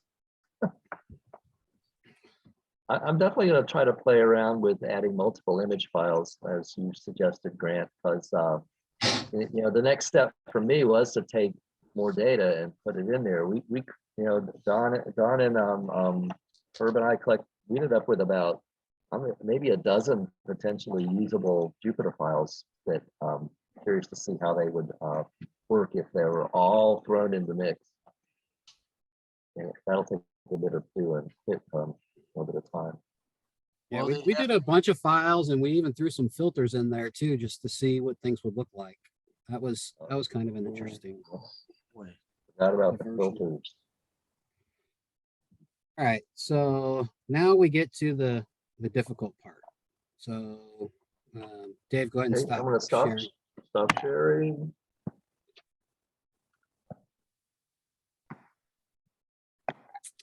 Okay, so this is an image, the same one that we were working on. I've gone ahead and derotated it. So now we're gonna start playing with the wavelets. And there's a couple different ways to do this also. You can use linked wavelets, which is, from what I understand, you start with one and then the next one is gonna be going off of number one. Number three will be based off of 2 and 1, etc.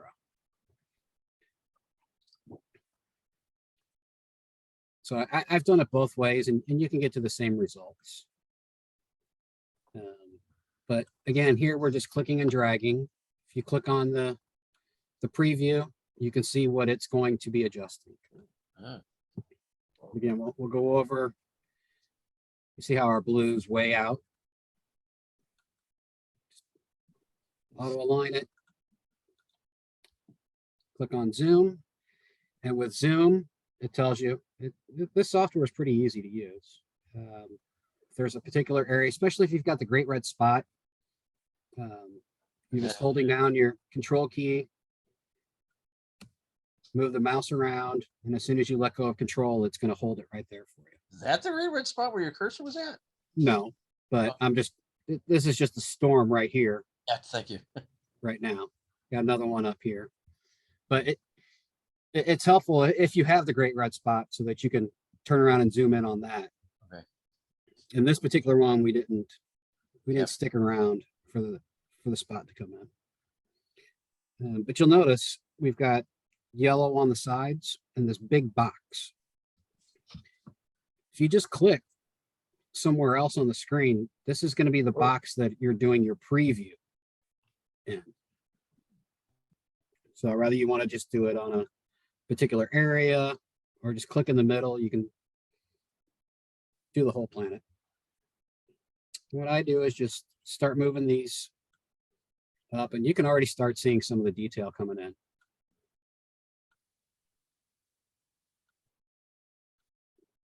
And this is where the artist's eye comes into play. But you can see, I don't know if you guys can see that through the zoom, but on the zoom panel, you can see how we're starting to get a lot of noise already. And we haven't even started to sharpen yet. But again, the big thing is seeing that, okay, that big yellow spot is now started to turn into some actually usable data. This next part is where your computer's processing power is going to come into play too. Because as you sharpen each one of these, or increase the sharpen, it's going to go through and apply that sharpen to every one of these wavelets. Okay. I don't know how well this is going to show up in the zoom, but what I'm going to do is I'm just going to click on it 3 or 4 times. And it's increased it some. And as what I have done is, as I sharpened some, I've also gone ahead and started to decrease my noise as I go along. This I go a little bit slower, but you can already see some of that noise is starting to go away on the zoomed panel. And that's almost gone on that one. So go to the next wavelet. And click it a few times. Got some more detail. Then I'm seeing a little bit of noise. And you're just going to do the same thing through each one of these. And as this, whenever you want, if something just starts to look bad, just scale back your wavelet. And kind of always, every now and then, check on your preview for a wavelet that you're working on. And what you're doing is clicking on the preview right there where this big number is. Left click. So Herb, what am I supposed to get out of that red and green thing that showed up? That. Yep. How does one interpret that? I don't know. Maybe somebody else does. Well, doesn't that change as you change your wavelets? This is what you're changing on this wavelet. Okay. Okay. Um, And mess with the sliders for that wavelet and see what that red and green Yeah. thing does. so you see how So- this isn't. So as soon as you let go, it's just you click on it, hold it down. Oh, Okay. so it's not interactive? Oh, It doesn't hold it. ah. Okay. Well, But this, I mean, this we can is really we'll do that. You eye-opening. can see to me. what I do is I pay attention to the edges more than the center, because the edges are where you're really going to start to blow things out. Okay. But So I'll one drop thing, that back down. can I have a question? Yeah. So when I've used Registrax, Herb, I've been an idiot. I had the default button clicked under wavelet filter, not Gaussian. Yeah.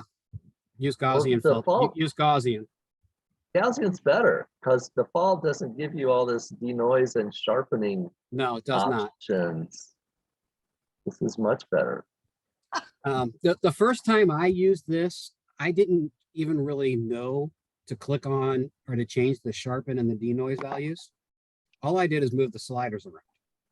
And luckily it was the sun, so there wasn't much detail. It was just sunspots.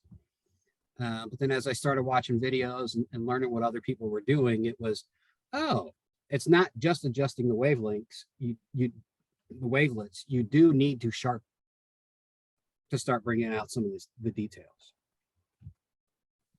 So again, I'll just start moving some of these numbers up. I don't know if this is a bug or this is by design, but let's just say that the third wavelet, we don't like it at all. We want to go back to defaults. On the slider bar, if you right click, it goes back to the default for the wavelet, but it does not set the denoise and the sharpen back to default. Okay, those you'll have to manually change back.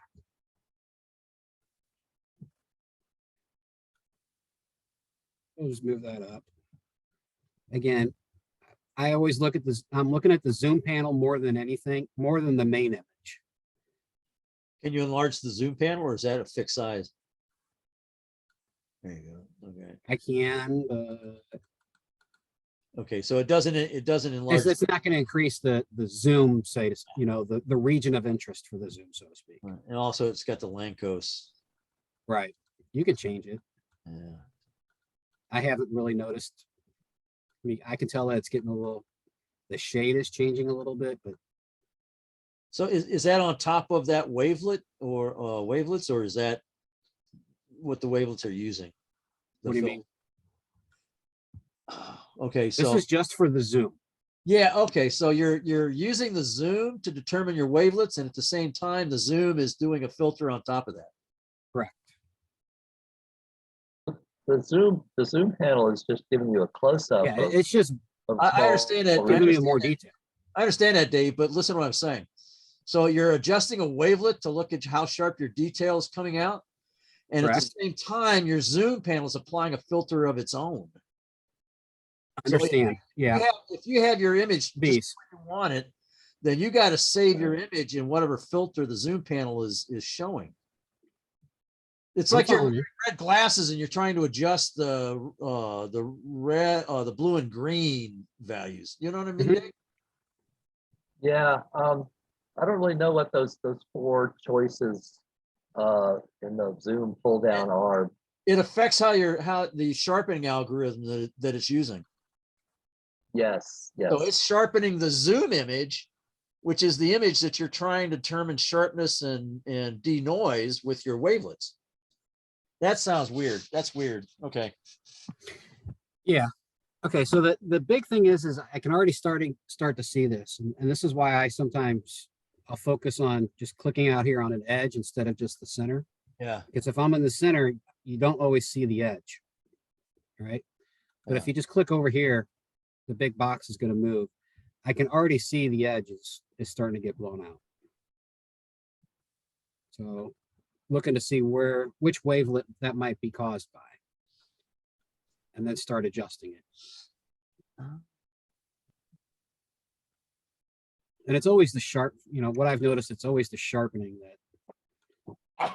that really starts to blow. I can see it's coming down a little bit. But again, this is where the artistic comes into place of, what looks good to you might not look good to the next guy. So we'll just do some settings here.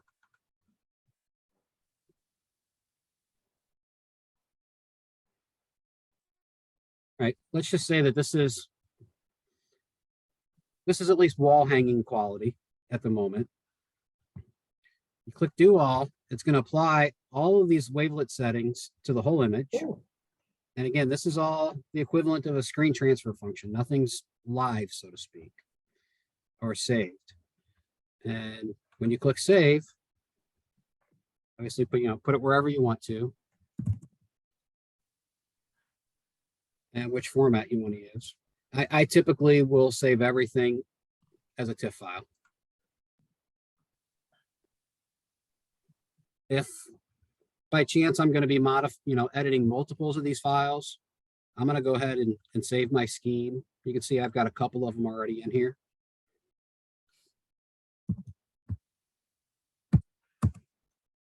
With a date and time stamp to match it up to the resulting images. Yeah. Yeah. So that now here's the nice thing too, is I've got all of these settings in here. I can go ahead and go to a different file. Let me find one here. That's fine. That's fine. Which hard drive do I have those on? I'm telling you, and the file system is exactly the same as mine. Don't pay attention to these folder names. No, I'm telling you, when I got done with Mars, I had like 100 separate dates. Yeah, let's just pick this one, even though this doesn't really apply. That's fun. But that should have kept those settings in there, but it didn't.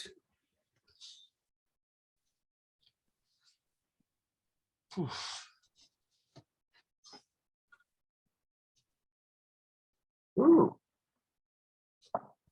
That did pretty well.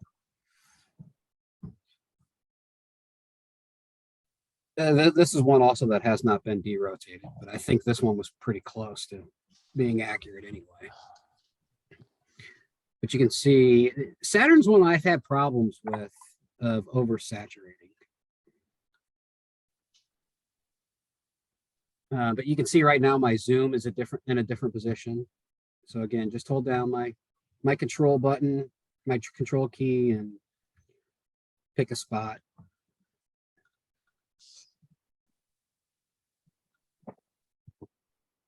And I don't think you didn't align the RGB in this either. No, I don't think so.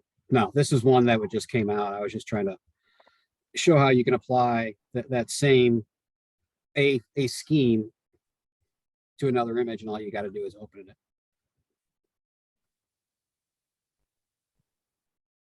So I think this was one that we that was part of the captures that we did the night of the 24th. So that's really it in a nutshell. From here you can then turn around and take that saved image, throw it into Photoshop, GIMP, you know, whatever you want to use, and do even further denoising and sharpening if you wanted to. You might want to try that on that Zoom. Something that Fred actually helped me with this, with that, the IO transit I had,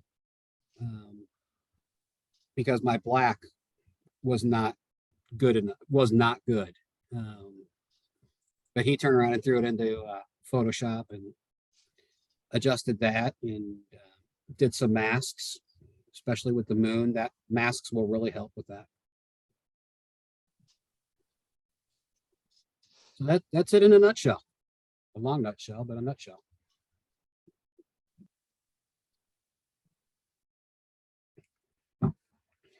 Any questions besides Grant's? Oh, I got. Oh, shit. Okay, well, yeah, I made a chat to her. Yeah. Yeah, it had to do with getting the image onto the camera itself way back at the beginning. Yeah, the acquisition is, I thought was actually, for this whole process, was actually harder than the processing. What I found out with Mars, because it was so small and I didn't have much of a chip size. I don't remember the whole thing. Yeah. It's like you can never get the finder, even if you get it on your camera and you see it on screen and you try to adjust the finder to coincide with the image. It was like I couldn't get that. That never really worked well. And for whatever reason, it would fall off the edge of the screen or something. You had to come back, and I wound up defocusing the scope. Yes, that will help. Okay. Yes. A lot of times, and what I did is I didn't defocus the scope, I defocused the focuser. And that's another thing with the C14 when you use the Moonlight focuser with the controller, is that has a variable speed on it. So yeah, okay. So then what happens if you wind up with that big fuzzy blob? that will help. And what that happens in conjunction with your histogram will help you figure out, okay, am I close? Am I not close? right, and what side of the screen? Yeah, so it may be right off to the edge of the screen somewhere, but you see that little fuzz part start to intrude, and you're like you say, the histogram. Okay, so you Hey, did that too. it's a Good. flip mirror. There's one in the safe. And yeah, we found the flip mirror. That The didn't big work. thing too with the C14 is making sure nobody's brushing up against it, Yeah, because that's, especially for Mars, that was, you know, getting Saturn and Jupiter, those were pretty easy targets to get with the C14. Mars is, and Steve was there. Yeah. Mars is one that I've struggled with, nothing like what I did with Jupiter and Saturn. And that's why I put in the tips of, don't hesitate to just go back to visual. right. Put an eyepiece in and get it centered up. Get it close. Yeah, And get it close. Because otherwise you're going to be futzing with it for so long that you might, you know, like on Jupiter, you might miss a transit because it happens so fast, but you just spent the past hour and a half yeah. just trying to get it into the center of the screen before you even focus. So when in Yeah, doubt, hit the here- reset button. The flip mirror didn't work well for me. There was a couple issues. I think the most primary was it added distance on the camera, Oh, yeah. and then And that's actually the nice thing about planetary, is you don't have to worry about back focus. back focus. Oh yeah. You got that Barlow in there. You know, you got to worry about focus, but you don't have to worry about, okay, you know, me taking my 1600 trying to hook it up to the C14, I've got to worry about the back focus distance, right? To make sure I've got the adapters. Yeah. Whereas with the planetary, you know, just put the Barlow in, and all you have to worry about is just getting rough focus and then using the Moonlight to get fine focus. And I've done Jupiter and Saturn and even Mars with the AOC or the ADC. And Yeah. I didn't notice one bit of difference. Well, you won't until you get down to about 30 degrees or lower off. Oh, the- I had it low, and I didn't Yeah. notice much difference with it whatsoever. Fire capture. Did you use fire capture? Because it'll show you the 3 RGB balls. Yes. Yeah. Okay. Well, for Mars, man, it was a night and day difference having that thing in there. And it could have been because the night that I was doing it was just wonderful. But you know, it's St. Yeah. Louis, so I doubt that was true. 17, 18, we were way low on the horizon too. We weren't up we weren't up high close to the zenith on the last apparition. But yeah, it made a huge difference. Let me tell I you. think I've only used the scope 3 or 4 times, and I've been happy with it each time. Mars was a pain in the butt, but you know, all things considered, it was, you know, the only 4th time I've used the scope. So Well, and Mars and Jupiter are way up high in the sky anyway right now. So unless it's bad, I don't think it helps. It can correct for bad seeing, but it still has the RGB shifting. Mhm. But it takes care of the diffraction load on close to the So horizon. if anybody wants any of this data, I have no problem getting you the video files, and you can do your own playing with it. I've got to figure out where to put them, but you know, just shoot me a message and we'll figure that out. But kind of the way that, as far as I'm concerned, this was done on the club scope. So it's kind of public domain if anybody wants it. You're not expecting to make money off of this, are you? Well, I don't know. Are there any officers on the phone? On What the call? are you talking about? Good one. Doesn't Well, make and going back to the, you know, really the acquisition side, this was me teaching Dave and Don how to use the C14 when we captured all of this. And it was, my thought process was, okay, I'm going to do a little bit. Dave will do a little bit. Don will do a little bit.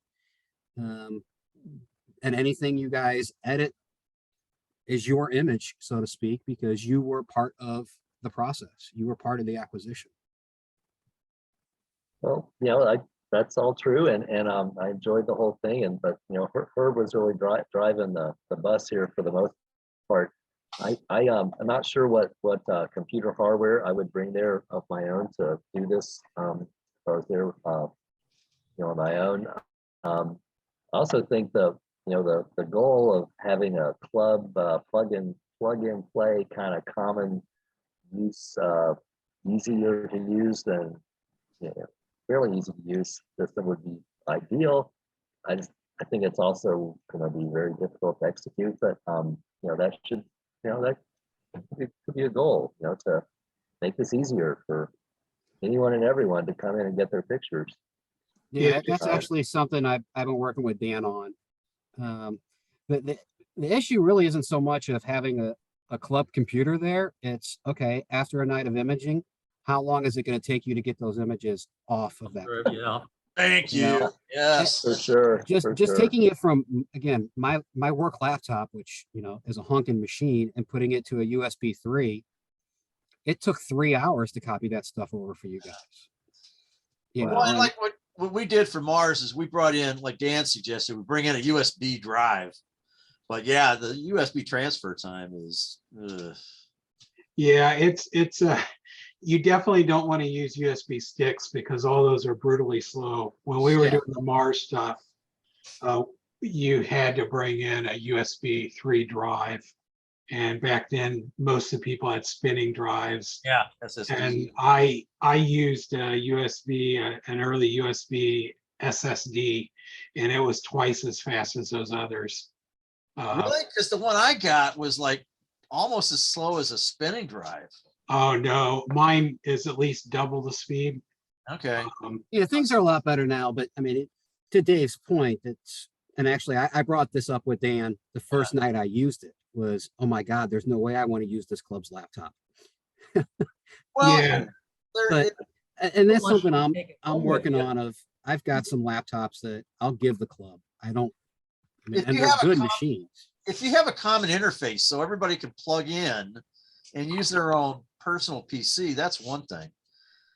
But if you don't have enough USB ports, or if you get some incompatible, well, yeah, it's just, yeah. it's always in Dan. I always run into the problems of you need this, you need that, you got to Right.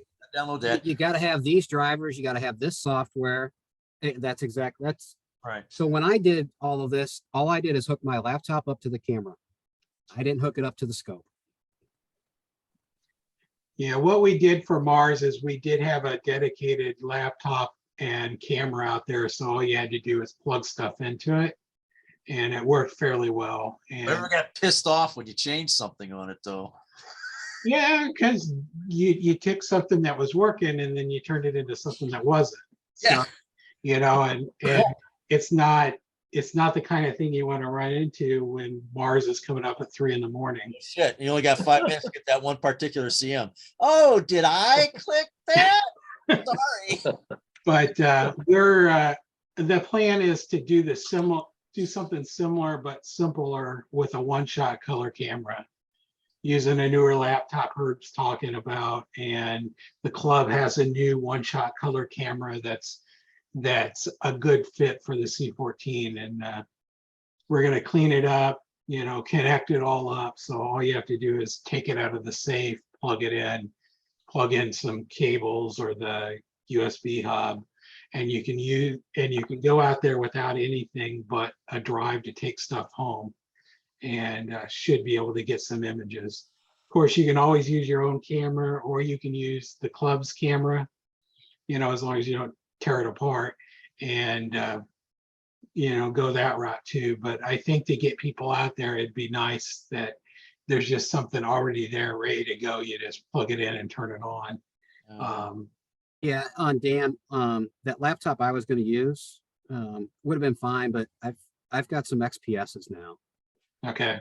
that, you know, couple good 8-core, you know, 16 gig of RAM, you know, some higher end machines other than an Inspiron. Yeah, as long as it's got a SSD or NVMe. Yeah, whatever, these all we're have good. these have NVM drives in them. So Well, how much would you want for one of those, Herb? I mean, is it something that you have like an endless supply of? Because well, see, that's the funny thing. Just like Dan, I'm in IT.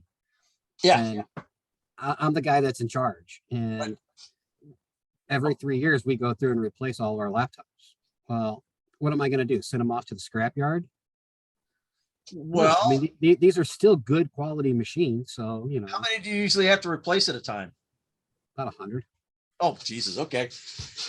Yeah. There's our- Equipment for me has never been an issue. How about Hey, that? hey, Dan, there's our common laptop for the ASEM imaging group. Yeah, we've already talked about it. Yeah, because I am desperately looking for a faster laptop to drive my cameras and stuff. Yeah, just reach out to me next week. Okay. I'll take care of you. Because I got an Inspiron, I got some lower end HP and Asus's that I've been using. That's what I use for the Mars and for all the stuff I'm using. So it ain't fast. Yeah, they heard the one that was out there. I mean, it was literally, I think, 4 or 5 years ago when we did Mars, and I put that laptop out there, and it was junk at the time. And that's Yeah. better than the ones I use today. Yeah, I'm happy to do it. I mean, what am I going to do? Okay. I've actually got to pay the scrapyard to take them from me. Well, I'll pay you $20 to take it off your hands. I told my boss, I'll pull the hard drives out of them and don't worry about them. He's like, okay, as long as they're off the books. But you know, I've had that kind of deal going on for 20 years. So Off the books. I thought you meant like cash under the table, not no, it's off the accounting books. off the inventory. Yeah. Yep. Yeah. Herb, this is Joe. I had a question about the processing part.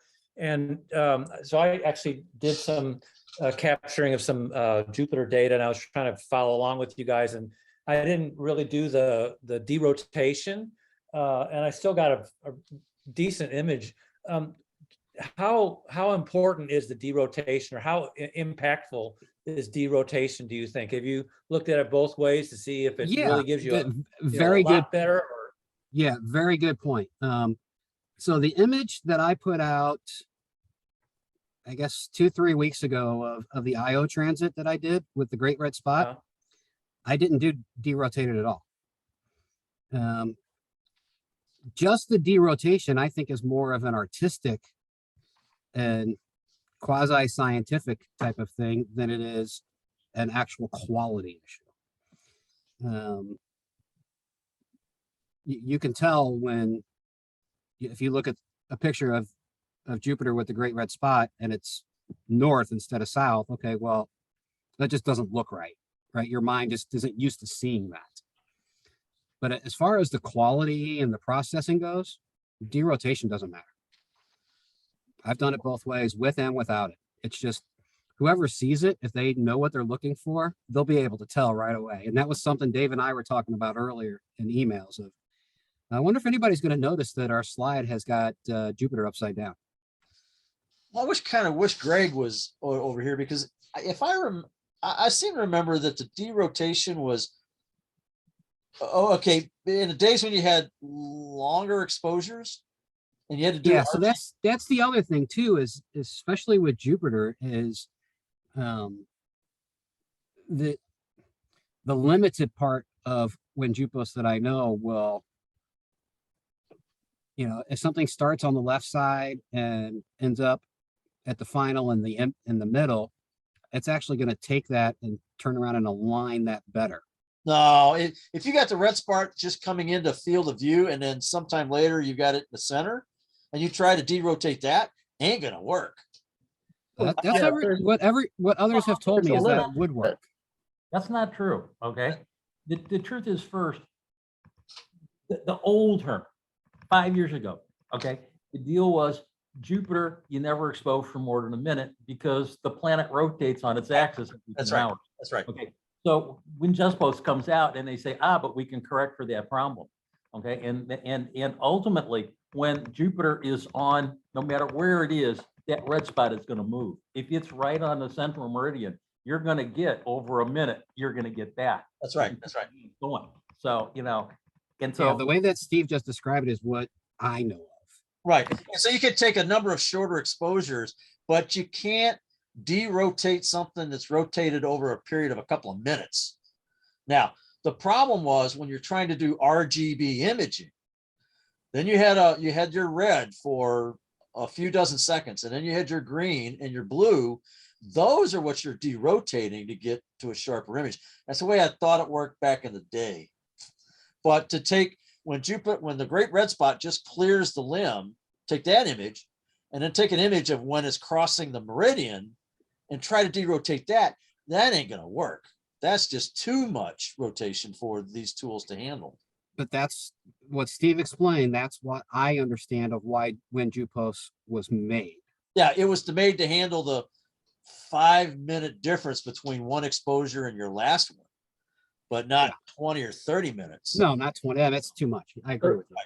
So Joe, to get back to Joe's question, so Joe, on the slides that I guess Dan will hopefully publish out there so you can see them again.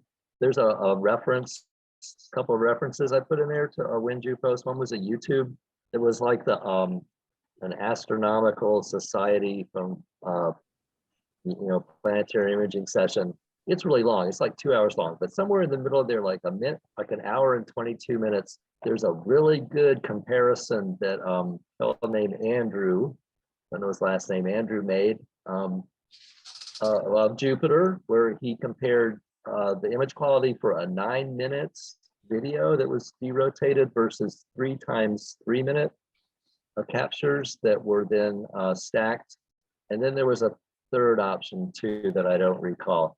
There's a tiny bit of difference between those three, but I couldn't hardly see it.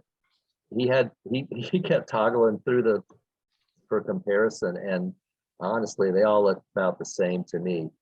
Okay. So my conclusion is that you don't benefit that much from derotation, except perhaps if you have a very long video stream that you have to try to get something out of. Okay. All right, thanks. That helps.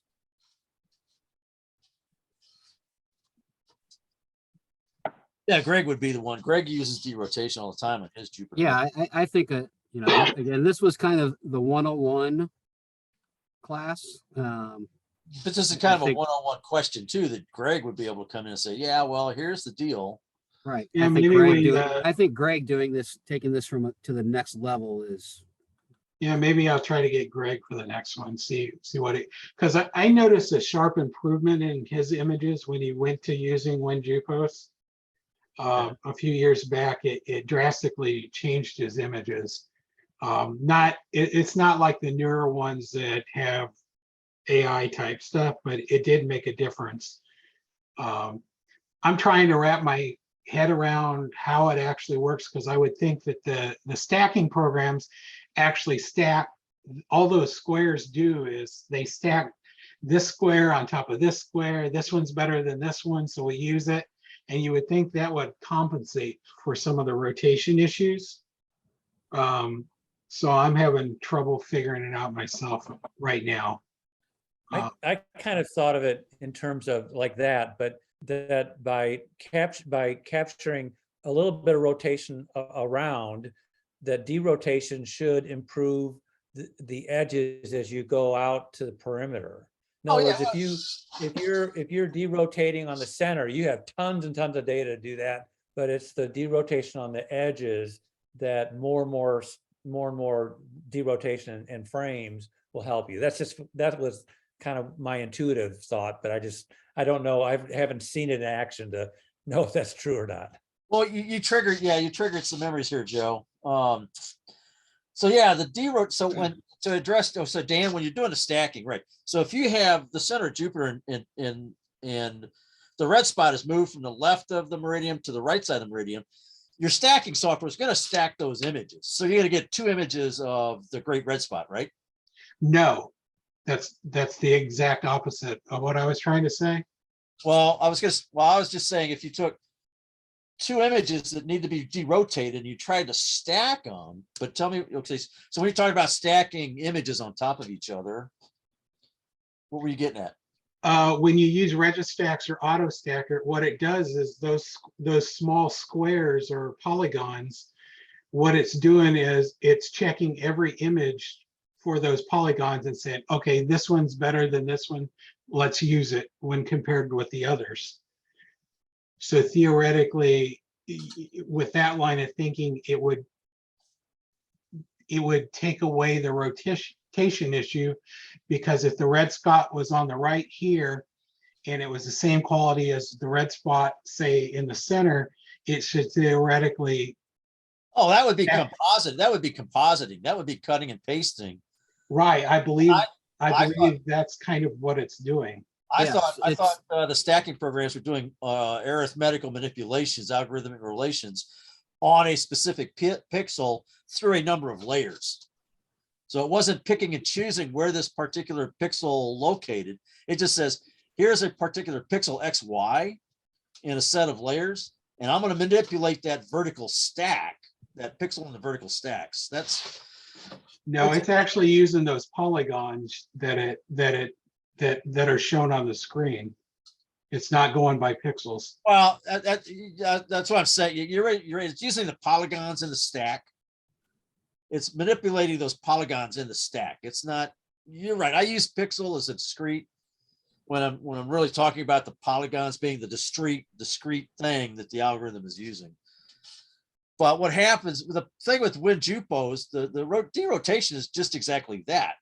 So when you have the great red spot moving just a few arc minutes, the derotation software is actually manipulating that image so it lines up with the prior image. You know what I'm saying? It's doing. Yeah, I get what you're saying. So the center is going to might be the same in all the images, but you're going to have less data on the limbs that are moving. Oh, it's evident. Yeah, when you've got a lot of derotation, the limbs really show a fuzzed up.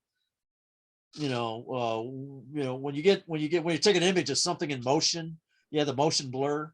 When you look at the limbs of a derotated image, you can really see a motion blur if it's a long time between the first and the last image that's derotated.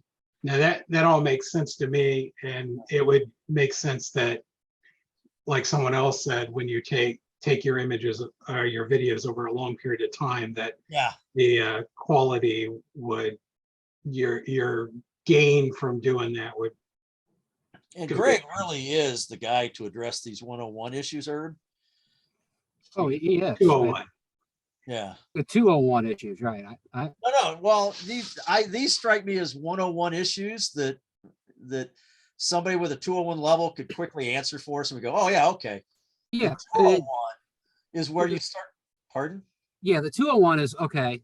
We did the poor man's easy, cheap way of doing it. Okay, here's how to make it even better. Yeah, Right, explain and not what. just from the processing, but even the acquisition. Because Well, he'll explain what the process, what the wavelets are, and yeah, how I have no they interact with clue each what other. they are.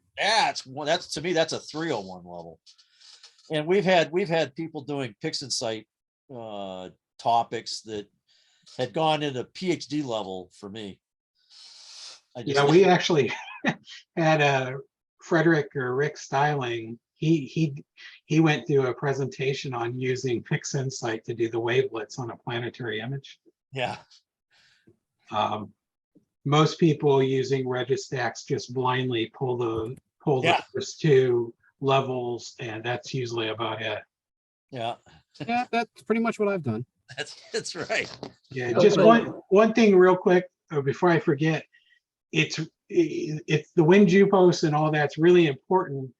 If you consider it really important, it all starts back with making sure your computer has the correct time, because if it doesn't have the correct time, none of that other stuff works.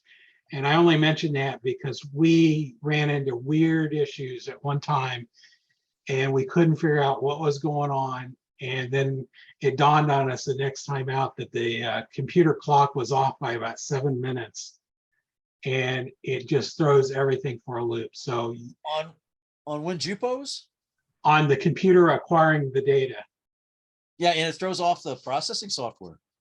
Yeah, because WinJupos has got to use that time from somewhere, and if the time is wrong, It's not going to know the alignment correctly. Yeah, okay, I see. Yeah, so it's important to, make sure your computer has the correct time. Just simple, stupid things like that can really throw you for a loop when you. Yeah, that I didn't explain that when I was talking about WinJupos because I only just barely learned it. But WinJupos is not doing any image quality type of analysis like auto stackered and messing with pixels.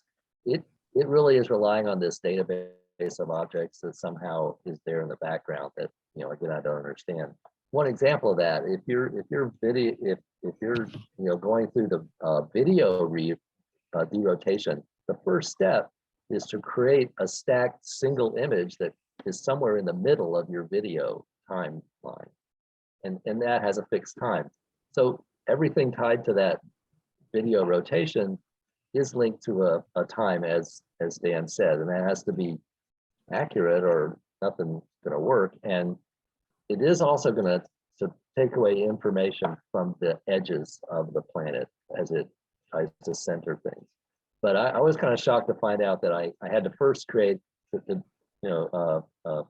single image in the middle of my video to derotate the video. That seems counterintuitive to me, but that's what it's using as kind of a reference point to align the rest of those video frames all by time.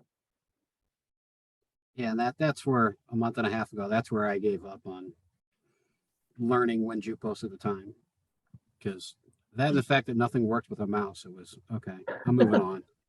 Because effectively, you've got a video is nothing more than a GIF image with a lot of speed, with a lot of frames in there.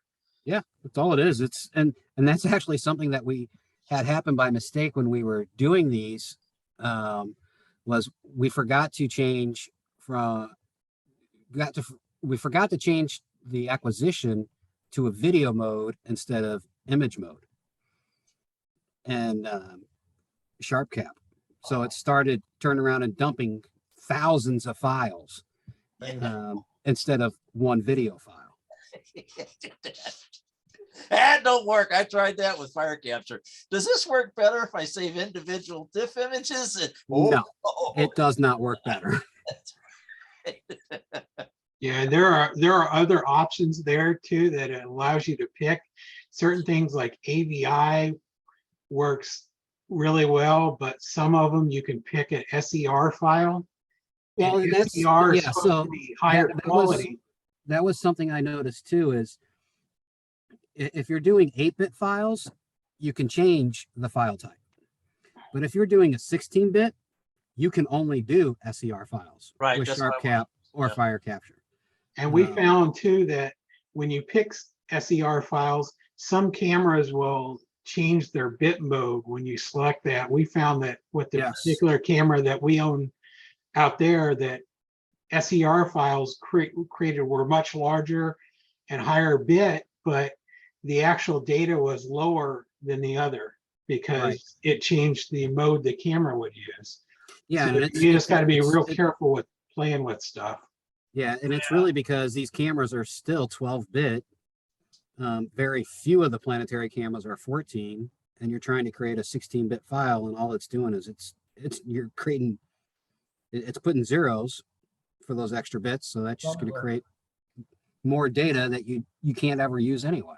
Well, and the other thing was, yeah, so with Fire Capture, if you had a slow USB interface, and I could never get the buffering in the camera to work right, then I may have a 1 millisecond frame rate, and this thing might say that's capable of doing 1,000 frames per second, but in reality, I was getting 1 millisecond exposure rates, but a frame every couple of dozen. 40 so that was milliseconds. something I noticed the very first time I did this is all these cameras that say this is what their maximum frame rate is. Yeah. Very few of them will tell you at what resolution. What resolution, what data rate? Yeah, yeah, So exactly. that, having a camera that will do 100 frames per second, that might be a resolution of 100 by 100. And pointed at something extremely bright. Yes. Yeah. So, at the most I think I ever got has been around 35 to 38 frames per second. On which camera and what USB? That would be my QHY 462C with an ROI of, because really you can't, Jupiter and Saturn with a 2x Barlow, you're going to need at least a 600 by 400 resolution. Yeah, yeah. I'll And you did an throw out ROI. a So just kidding. check Pardon? comment that also make sure your Windows computer, if it's not blazingly fast, make sure it's got all the special animation features turned off. Turned off or on? Off. Off. All the special, Windows things that makes Windows Oh work. yeah. Oh God, I never thought about that. Damn. Yeah, and again, I've been doing this stuff on a machine that's, Yours is blazing. server quality, Yeah. but it never came to the camera specs. It was like, Yeah. okay, well, just because it's like any other car, car says that it can go 140 miles an hour, but that's really not the case, right? Yeah. Just to finish off, just a couple more things about acquiring the data that we found was that anytime you went out there and you could see detail on the screen when you're trying to capture something, it was going to turn out good when you got home. Yep. Just any kind of detail, like a darkening or anything. It was always, we always considered it a really good night. Don't, when you look at it, it's not going to look pretty, but if you can see any kind of detail on any of the planets, you're going to get something good out of it. Except dust clouds on Mars. Yeah. Well, and in fact, I was going to add to that, even if you've got just a circular flat image, yeah, you can't see anything. There's something there that's going to pull out as long as you got a fast shutter speed. So has anyone looked at Mars this season? Yeah. Herb? Grant? Yeah. Let me find it. What is, I'm just, in general, are there features visible or is it just dust cloud? Oh yeah. No, there's no clouds. No, the dust storms yet. Not yet. We're not in opposition. Pardon? November 17th. Yeah. Junction. And we got hit about halfway to opposition in 18. Was it 2018? Yeah, 2017. So yeah, we got burned before it reached opposition. Yes, I just put one in chat. That was one from a few weeks ago. Yeah, there's plenty there. Let's see. Lots to see. Oh crap, I went and hit it. Oh. I didn't post this one out because I really didn't think it was that good of a picture, but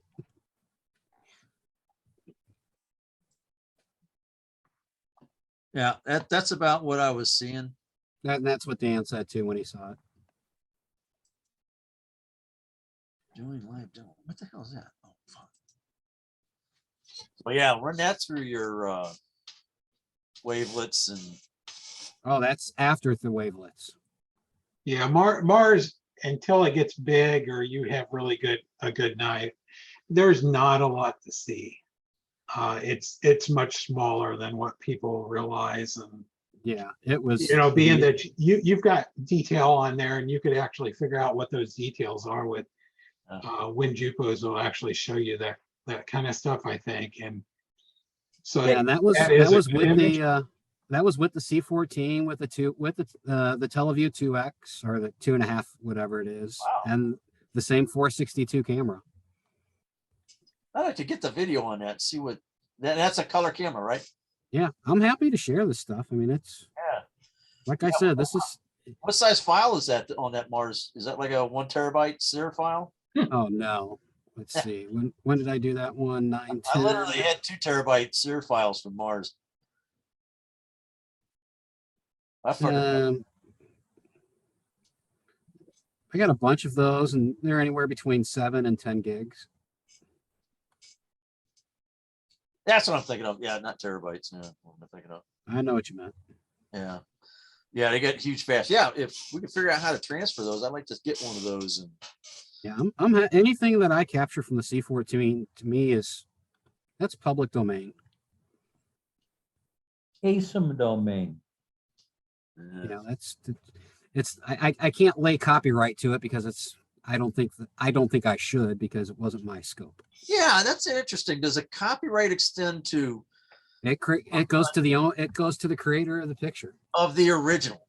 Right. Now, if you take an original and modify it, does that get a new copyright, or is that? Yeah, depending on how much you modify it. Yeah, yeah. So if you go with a whole bunch of false color and I mean, if all you're doing is changing the color, then no, you're not significantly modifying the image. well, sharpening, going through the whole, stacking, sharpening. Yeah, it gets to be a grayish area. But Absolutely. again, as far as I'm concerned, this isn't my data. This is Yeah. publicly funded, so to speak. But I plan to, if I ever get my access code, Yeah. to spend much more time on this scope. I sent an email to Chuck again tonight. Okay.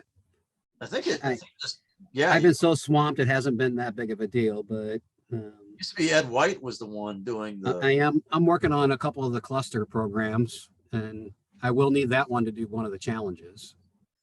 Do you still have access, Dan? Yeah. All the codes come from St. Charles County, and Yeah, it's a process. They've got to go out there with their computer to hook it up, and nobody knows how to do it, and I'm sure they don't even know what computer to use. And my suggestion was, if St. Charles County can't do it and learn the software and get it done, turn it over to ASEM and have ASEM do it, because I'm sure somebody can learn the software and get it done. Yeah. To set code? Oh, yeah. It's kind of ironic. They're responsible for the building, but it's all our equipment. So if something happens, it's on us. Yeah. But it's their code, it's their access to control our equipment. It's politics, it's bureaucracies, no big deal.